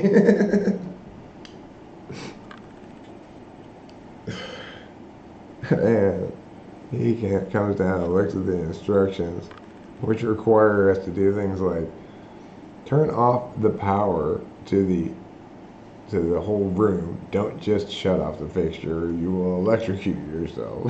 You know. Cut this wire, open this ballast, blah, blah, blah, blah, blah, right? And Cameron's like, I've got a great solution for you, Eric. Put those light bulbs back in the box, put it in the garage, put the burnt out fluorescent bulb back in the thing, put those things back, and then if whoever buys a house wants to change those light bulbs, they can do that. You've even provided them the light bulbs. And I said, Cameron, you heroic saint. I would have spent all day long failing to change those light bulbs.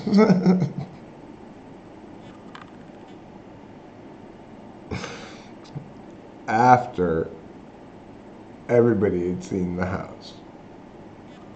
But before the offer deadline.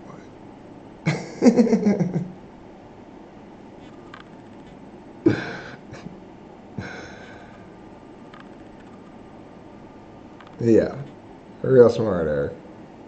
You're a real genius. That's what I mean, right? I'm bad at everything except this. But I'm great at this. Because what this is just Eric talking, a few people here listening, Eric reading what they say selectively, and just Eric talking. I'm really good at that. It's like the thing I'm very best at. Just me just talking.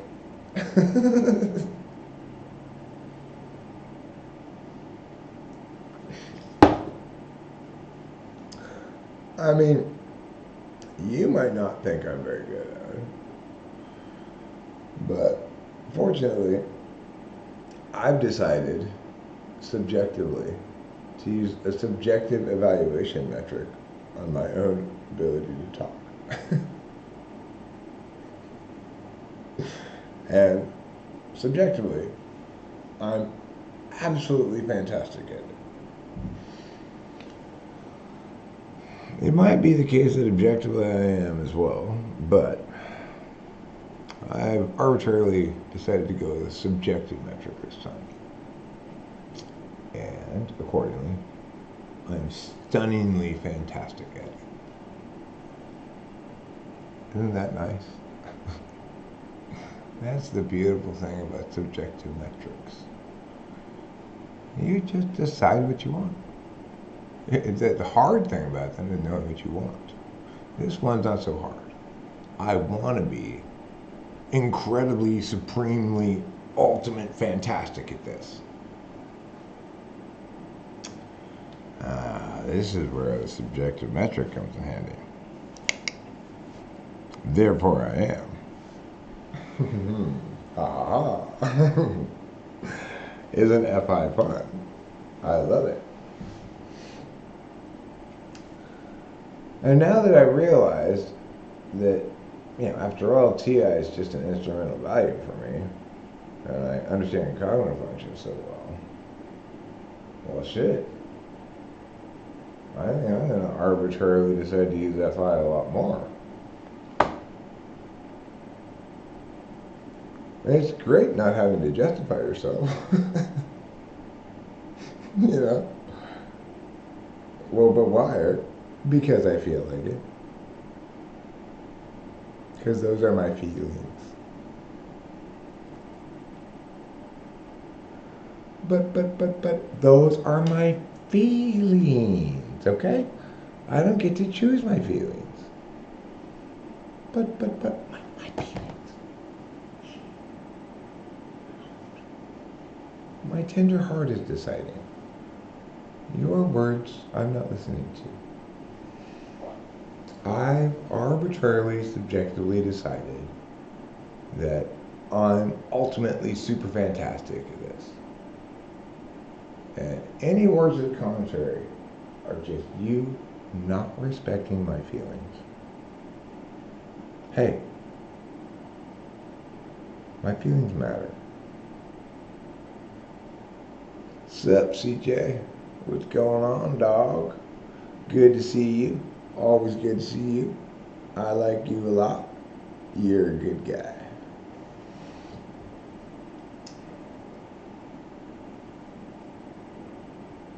I don't mean to say that I don't like Jeremiah Pixelon or Carlos Fayetteville. Winston's mom-in-law. Winston's mom saves my ass a lot. Saved my ass the other day. So I really like that.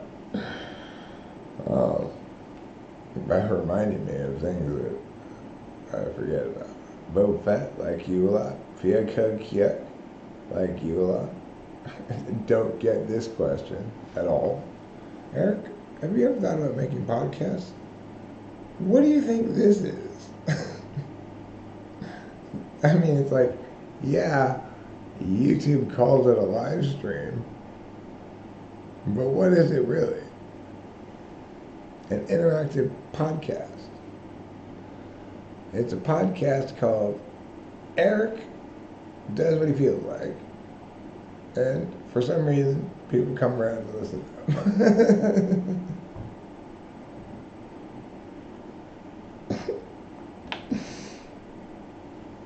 That's the title of my podcast. Eric does what he feels like, and surprisingly, a few people come around to listen. Thanks a lot, by the way, for that. I appreciate it. It's like, I much prefer doing what I feel like with an audience. I vastly prefer that to doing what I feel like without an audience. And no matter what I'm doing, pretty much. I'm kind of like the cat, Trouble. Trouble, when he eats, He expects Rachel and I to stand there and praise him for eating. He wants an audience for everything. The other night, Rachel and I were standing there praising him for eating, but I needed to go sneak away. So I had Rachel stand in front of me, really close to trouble, praise loudly, and then I slowly backed away out of the garage so he would keep eating.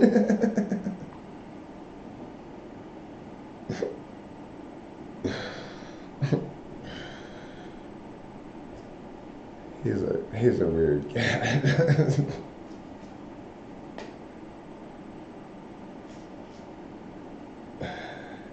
He expects us to be very impressed by him eating every time he's eating.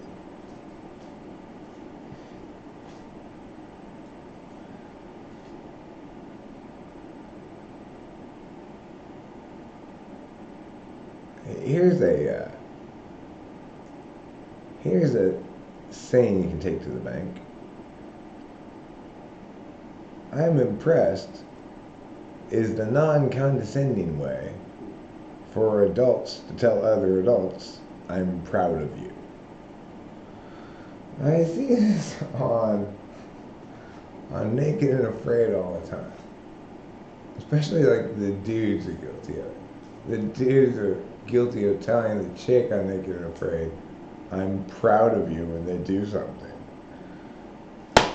Listen, unless you're fucking that chick, you should not be saying that at all. That's super condescending. Even if you are fucking that chick, you should only be saying that while you're fucking that chick, not in other context. While you're fucking that chick, you're gonna say strange things that you don't normally say. That's understandable.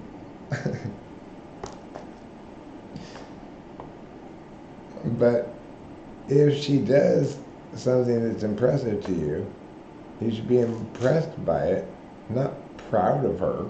She's not yours.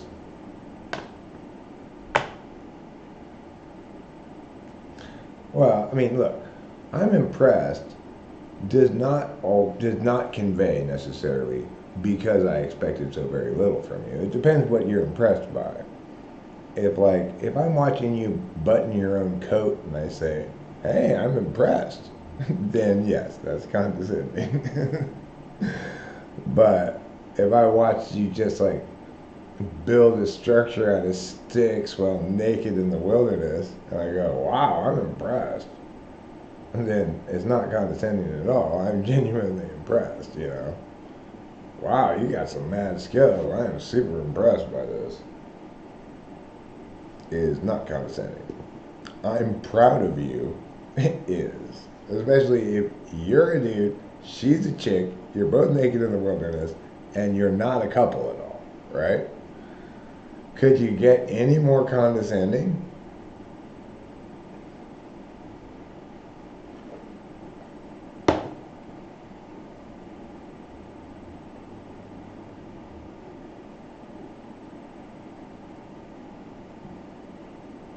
It's so weird. I think it's like STJs, you know. ESTJ man comes in. The lady starts a fire. I'm so proud of you.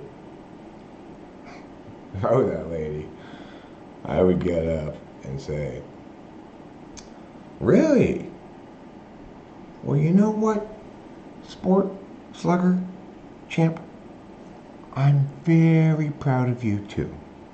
I'm very proud of you because you show that you're able to be proud of someone for making a fire. I'm very proud of how incredibly condescending you are. Now, would you like to try that again?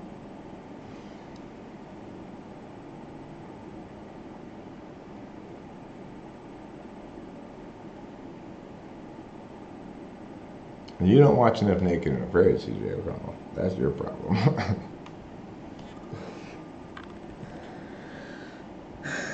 You don't get to be proud of other adults' accomplishments.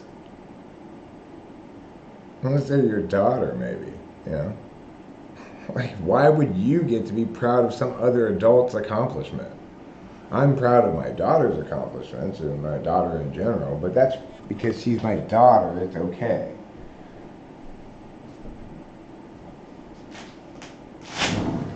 Yes, she's an adult, and I'm proud of her. But she's my daughter. That's an exception for that one. Parents get to be proud of their kids, you know, even when their kids are adults. Because after all, my sperm made her. So I have a good reason to be proud of her. My sperm did a great job.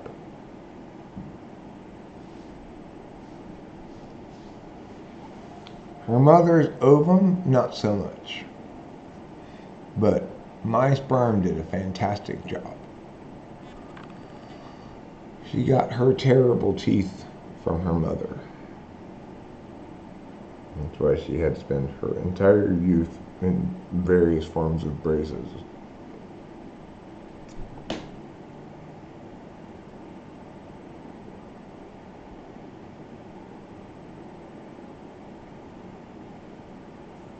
You don't want them to be proud of you, Elijah. You want them to be impressed. People use words wrong. They don't get to take pride in your accomplishment.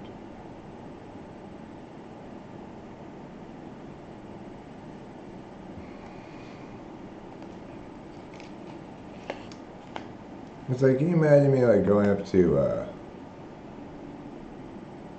like Caleb Williams, who won the Heisman Trophy, and saying, "Hey Slugger, I am so proud of you." I mean, he should say to me, "You have absolutely nothing to do with my accomplishment. You get to take no pride in it." You know, that's if you're using words correctly. What I would say to Caleb Williams is, I feel very grateful to you. Thank you very much for coming to USC and winning the Heisman Trophy. As a USC fan, I really appreciate it. And also, you are my only man crush, maybe that I've ever had.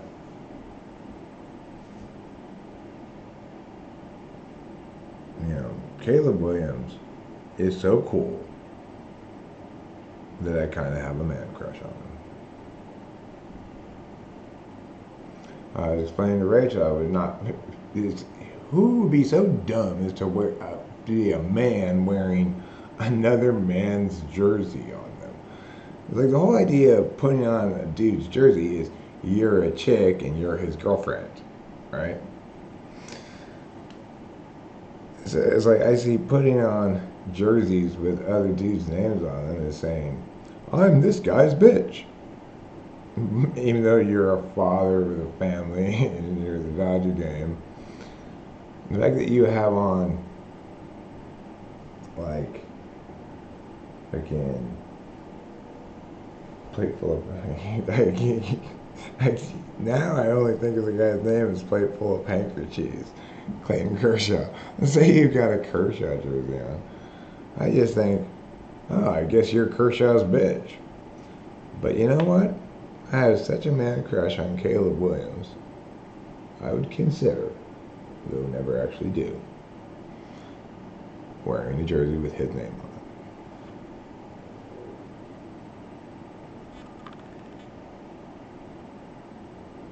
on it. Yeah, I pointed it out the other day.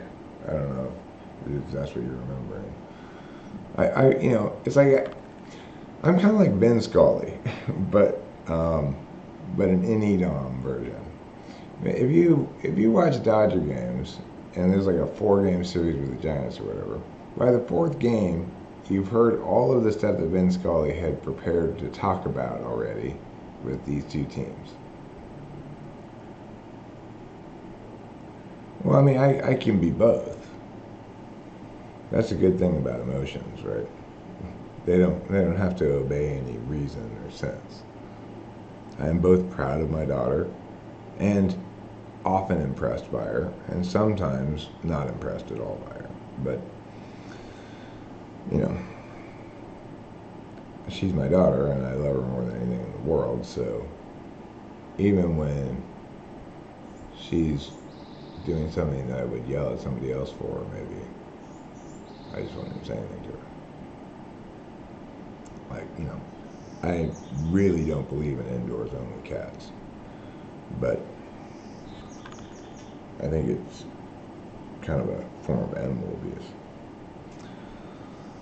But my daughter can get away with it and not have me say anything about it because she's my daughter.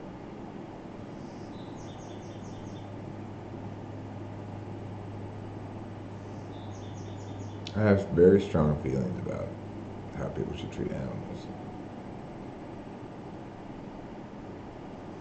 Cows, they should kill for food. Pigs too. Chickens as well. Dogs and cats, they should treat like royalty. And most of all, respect their autonomy. You need to respect animals, not love them. Respect them first. Then, if they let you, love them as much as they let you. I'm talking about pets, not cows. Cows we should kill for food. Pigs we should kill for food. Chickens we should kill for food. Horses we should ride to death so we can bet on them.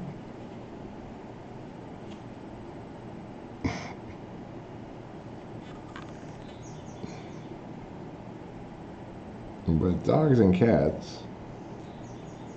Oh God! Don't even say those words to me. Just, oh. Don't tell me things like that. God, I don't want to hear those things.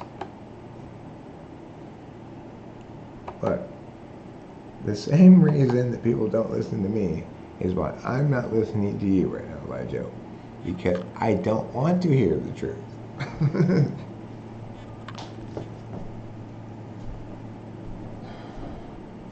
I don't want to hear that truth because it's going to make me sad. And I don't like feeling sad.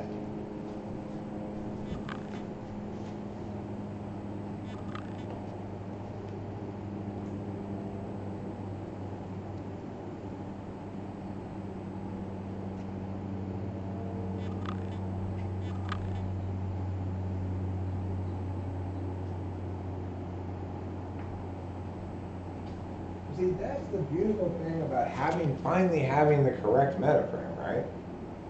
Is I'm able to know that the reason I don't want to listen to you or won't listen to you is because I don't want to know the truth. If you ask other people why they're not listening to me, they'll never give you that answer.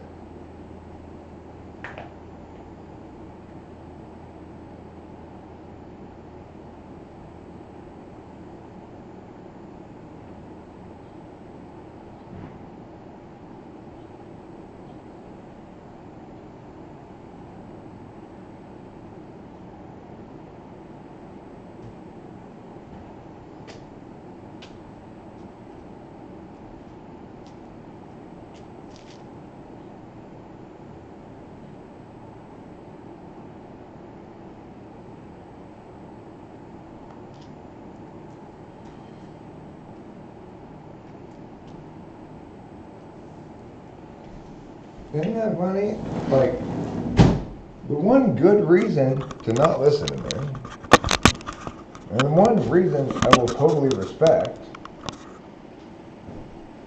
one reason nobody in the world has ever said to me. The reason I'm not listening to you, Eric, is because I don't want to know the truth. That's the correct answer. And if you tell me that, I'll say, oh, okay, great. I understand now. I mean, Now it's too late to tell me that because now I figured it out already, so I already know why you're not listening to me. But, it's like you could ask a trillion people who are not, if there were a trillion, if there were a trillion people, you could ask a trillion people why they're not listening to Eric. And not a single one of them would tell you, it's because I don't want to know the truth, even though that's the only actual reason. Just like if you ask a trillion people, if there were a trillion people, whether Rachel gives good or bad advice, a trillion of them would say good, even though the actual answer is she never gives advice. Isn't that weird?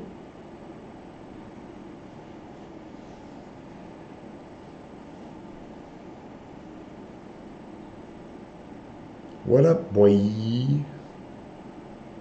Who are we saying what up to? Did somebody arrive that I didn't see? Oh, Boba Fett just is a little bit late to the CJ's arrival party. I see. He didn't notice you arriving when you first arrived.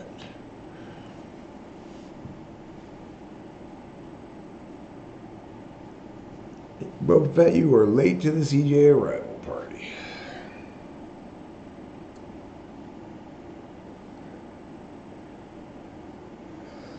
Well,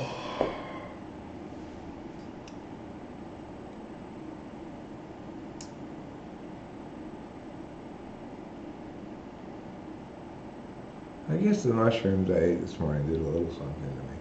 It made me typically less effy. Yeah.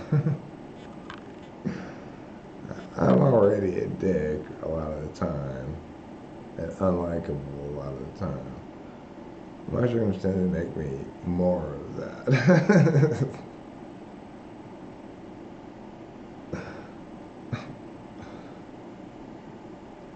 It's like, I'm not tripping at all, but they did seem to have a little bit of that effect. I mean, I'm tripping a teeny bit, but I only ate like an eighth of mushrooms this morning, so.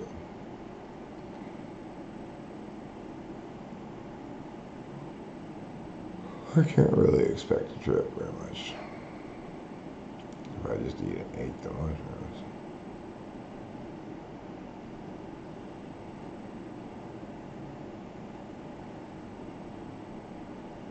I'm more of a half-ounce kind of guy.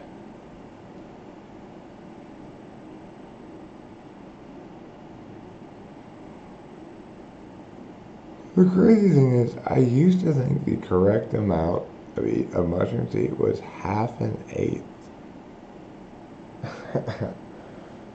That's called having a clean head.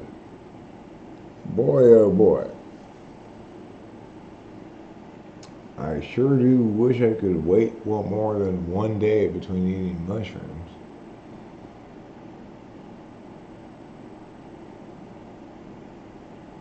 Another thing I'm really terrible at.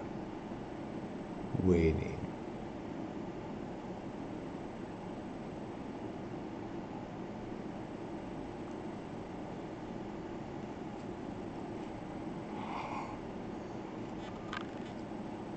CJ, you don't need to apologize for feeling silly.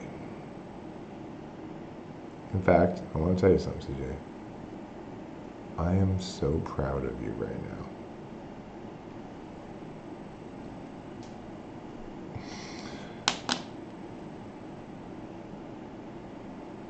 I feel so much pride in you. Because ultimately, everything you accomplish is because of me. That's why I feel so proud of you.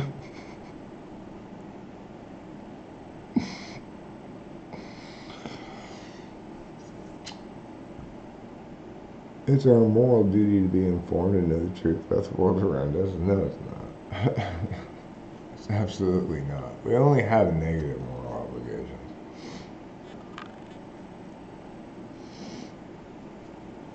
It's morally permissible to be informed and know the truth about the world around us. It's a good idea if you're going to vote, but it's definitely not a moral duty.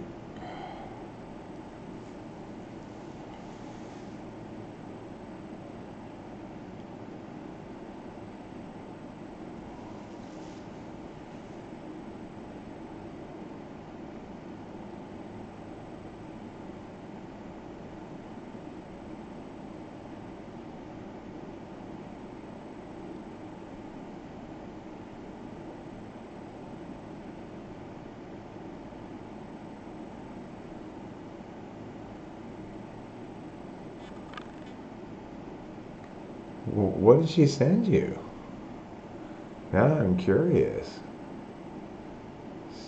I mean, I suspect. I mean, you're so NI, Boba Fett. SI people like me, we like doing drugs in the comfort of our own home.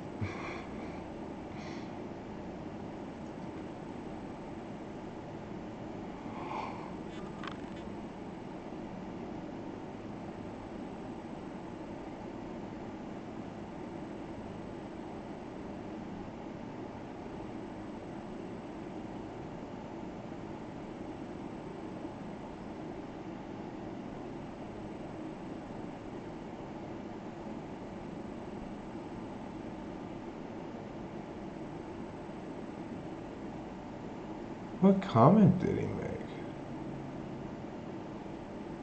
Is it a dog whistle if I say that a guy kissing a guy is gay?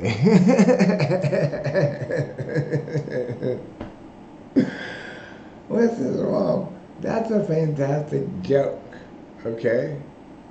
You gotta understand how hilarious it is and how not offensive it is. It's a joke about woke people and the ridiculous dog whistle thing because definitionally, two men making out is gay. So there's nothing wrong with calling it that, right? Because two men making out are actually homosexuals.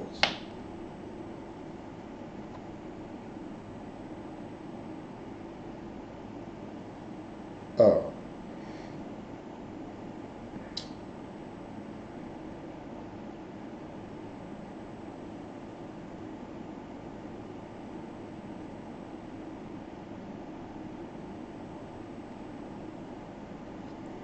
I mean, you weren't kidding, you were making a great joke. That's what you were doing. A great, fantastic, clever joke that says so much by saying nothing. That's what you were doing, being genius. Don't undersell yourself.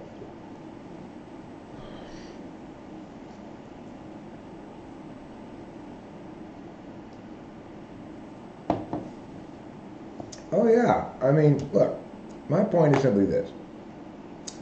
There's nothing wrong with wearing another dude's jersey if your message is, I'm that guy's girlfriend or I'm that guy's bitch, you know. It's perfectly okay for girls to wear jerseys with guys' names on them at the football game or whatever. They're saying, I like you so much as a player, I'll be your pretend bitch in the stands. Because they're girls. It's perfectly okay for gay men to do that as well. Because, after all, they're gay men. Makes sense, right? It just doesn't make any sense for straight men to do it. It makes zero sense at all.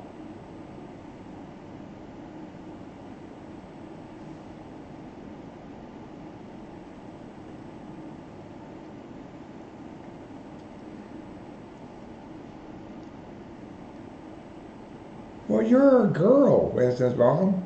It's perfectly fine for you to wear a jersey with a man's name on the back of it. And you're a straight girl. If you were a lesbian, I would expect you to wear a jersey with a woman's name on the back of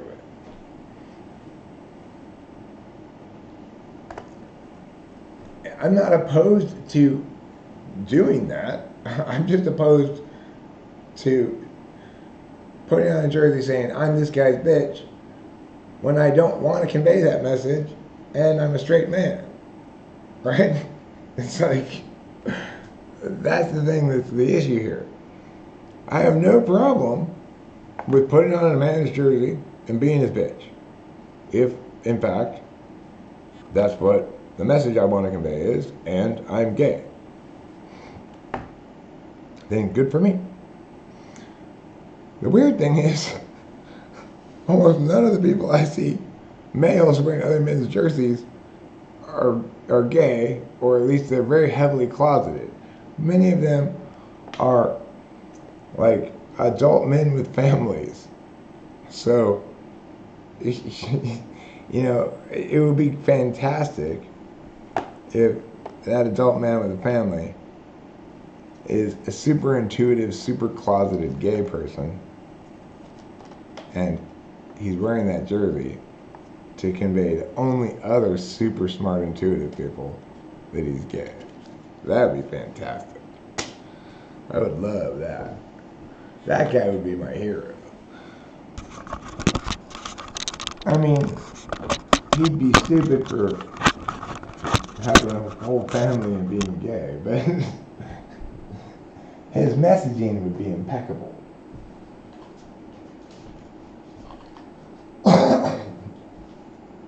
You can't be messaging like that, you know.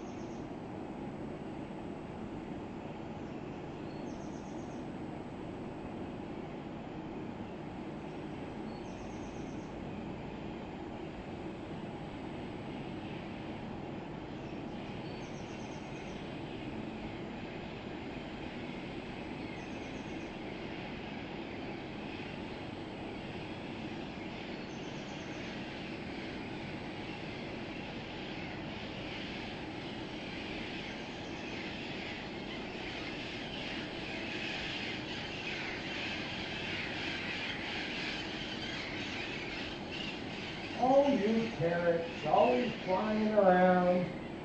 These parrots, they just love to fly around and talk to each other. They're just like me, except in the air, and all of them are talking instead of just me.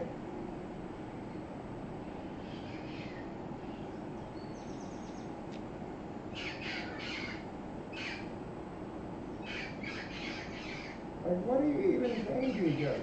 You're flying right next to each other, and you're both going, quack, quack, quack, quack, quack, quack, quack, quack, quack, back and forth to each other.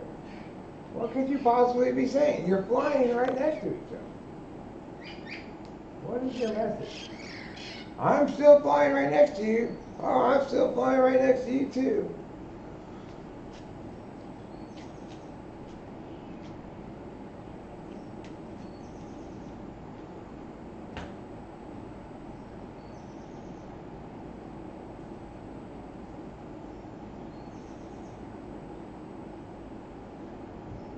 Oh, I did it again. I did it again. Unsurprising. I forgot that I had a cigarette out there that I had just taken like 2 hits off of and put out. I do this all the time. Go outside, light a whole new cigarette, and realize that I want to really smoke the whole thing. Put it out, and then see the cigarette that I had already set up for that like 10 minutes ago. What's the scientific name for birds? Flyus animalus.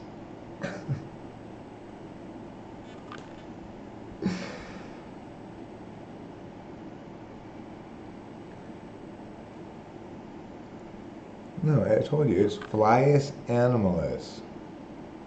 That's the name for the science name for birds. It means flying animals in Greek.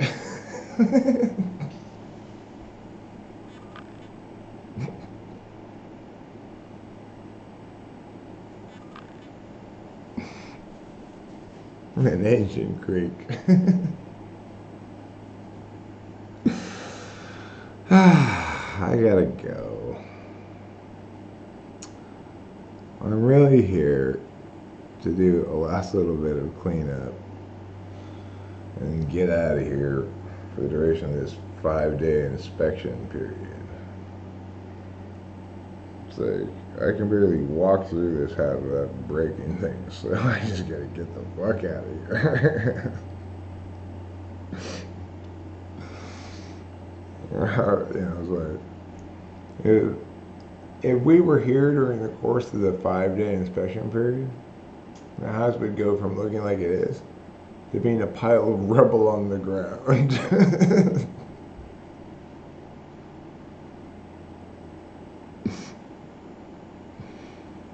So, anyway, I gotta do a last little bit of cleanup here, and I go back to the hotel.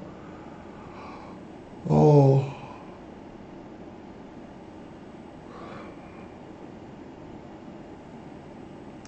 Probably live stream again then. Hey Lou, are you here? Somebody tips. Oh, there you are. How you doing, Lou? Hope you're doing well. Rachel and I were feeling troubled on your behalf last night.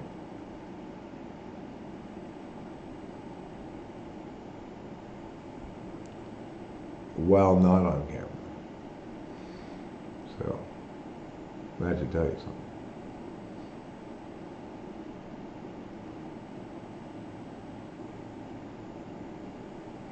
Anyway.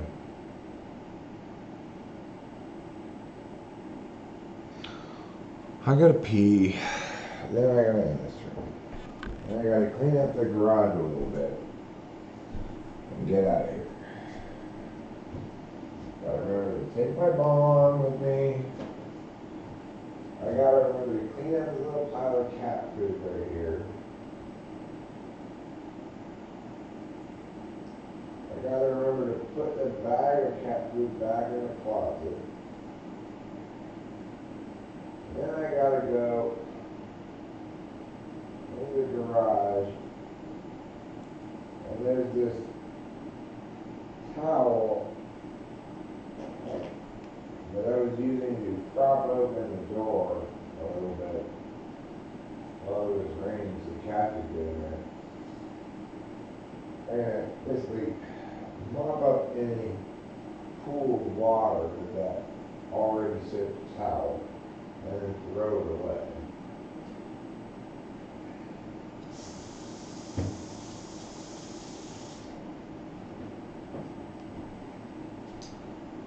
The only real good news about this boring stuff I have to do is that even though it's Wednesday, I don't have to take out the trash cans because we haven't been here all week, so there's no trash on them. So that's good. I don't have to take out the trash cans. It's nice. I don't hate taking out the trash cans, but I don't like it, you know. Because here's the deal with taking out the trash cans. Let me explain the problem with it. You really want to take out 2 trash cans at once. They both have wheels, they both have handles. You think, I'm going to take 2 trash cans at the same time. Then you get past the gate and you realize your car's in the driveway. You've already struggled with this 2 trash can idea. from the garage door to the gate. It was a bad idea to begin with. Now you've encountered your car in the way. I'm Eric though, so I'm still gonna try to make this work with 2 trash cans at the same time. Instead of being smart and just taking 1 trash can at a time. This is the problem with taking out the trash cans. Not a huge problem in life, really, but another example of Eric being retarded. So very, very, very many examples there are to choose from of Eric being retarded.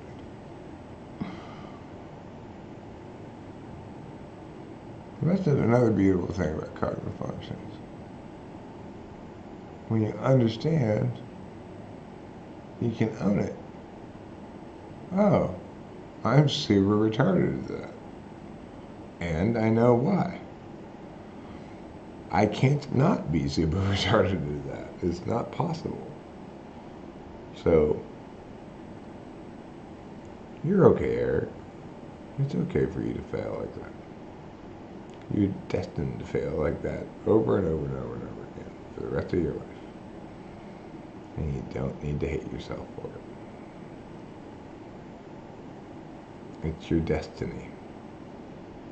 There's nothing you can do about it. Isn't that beautiful?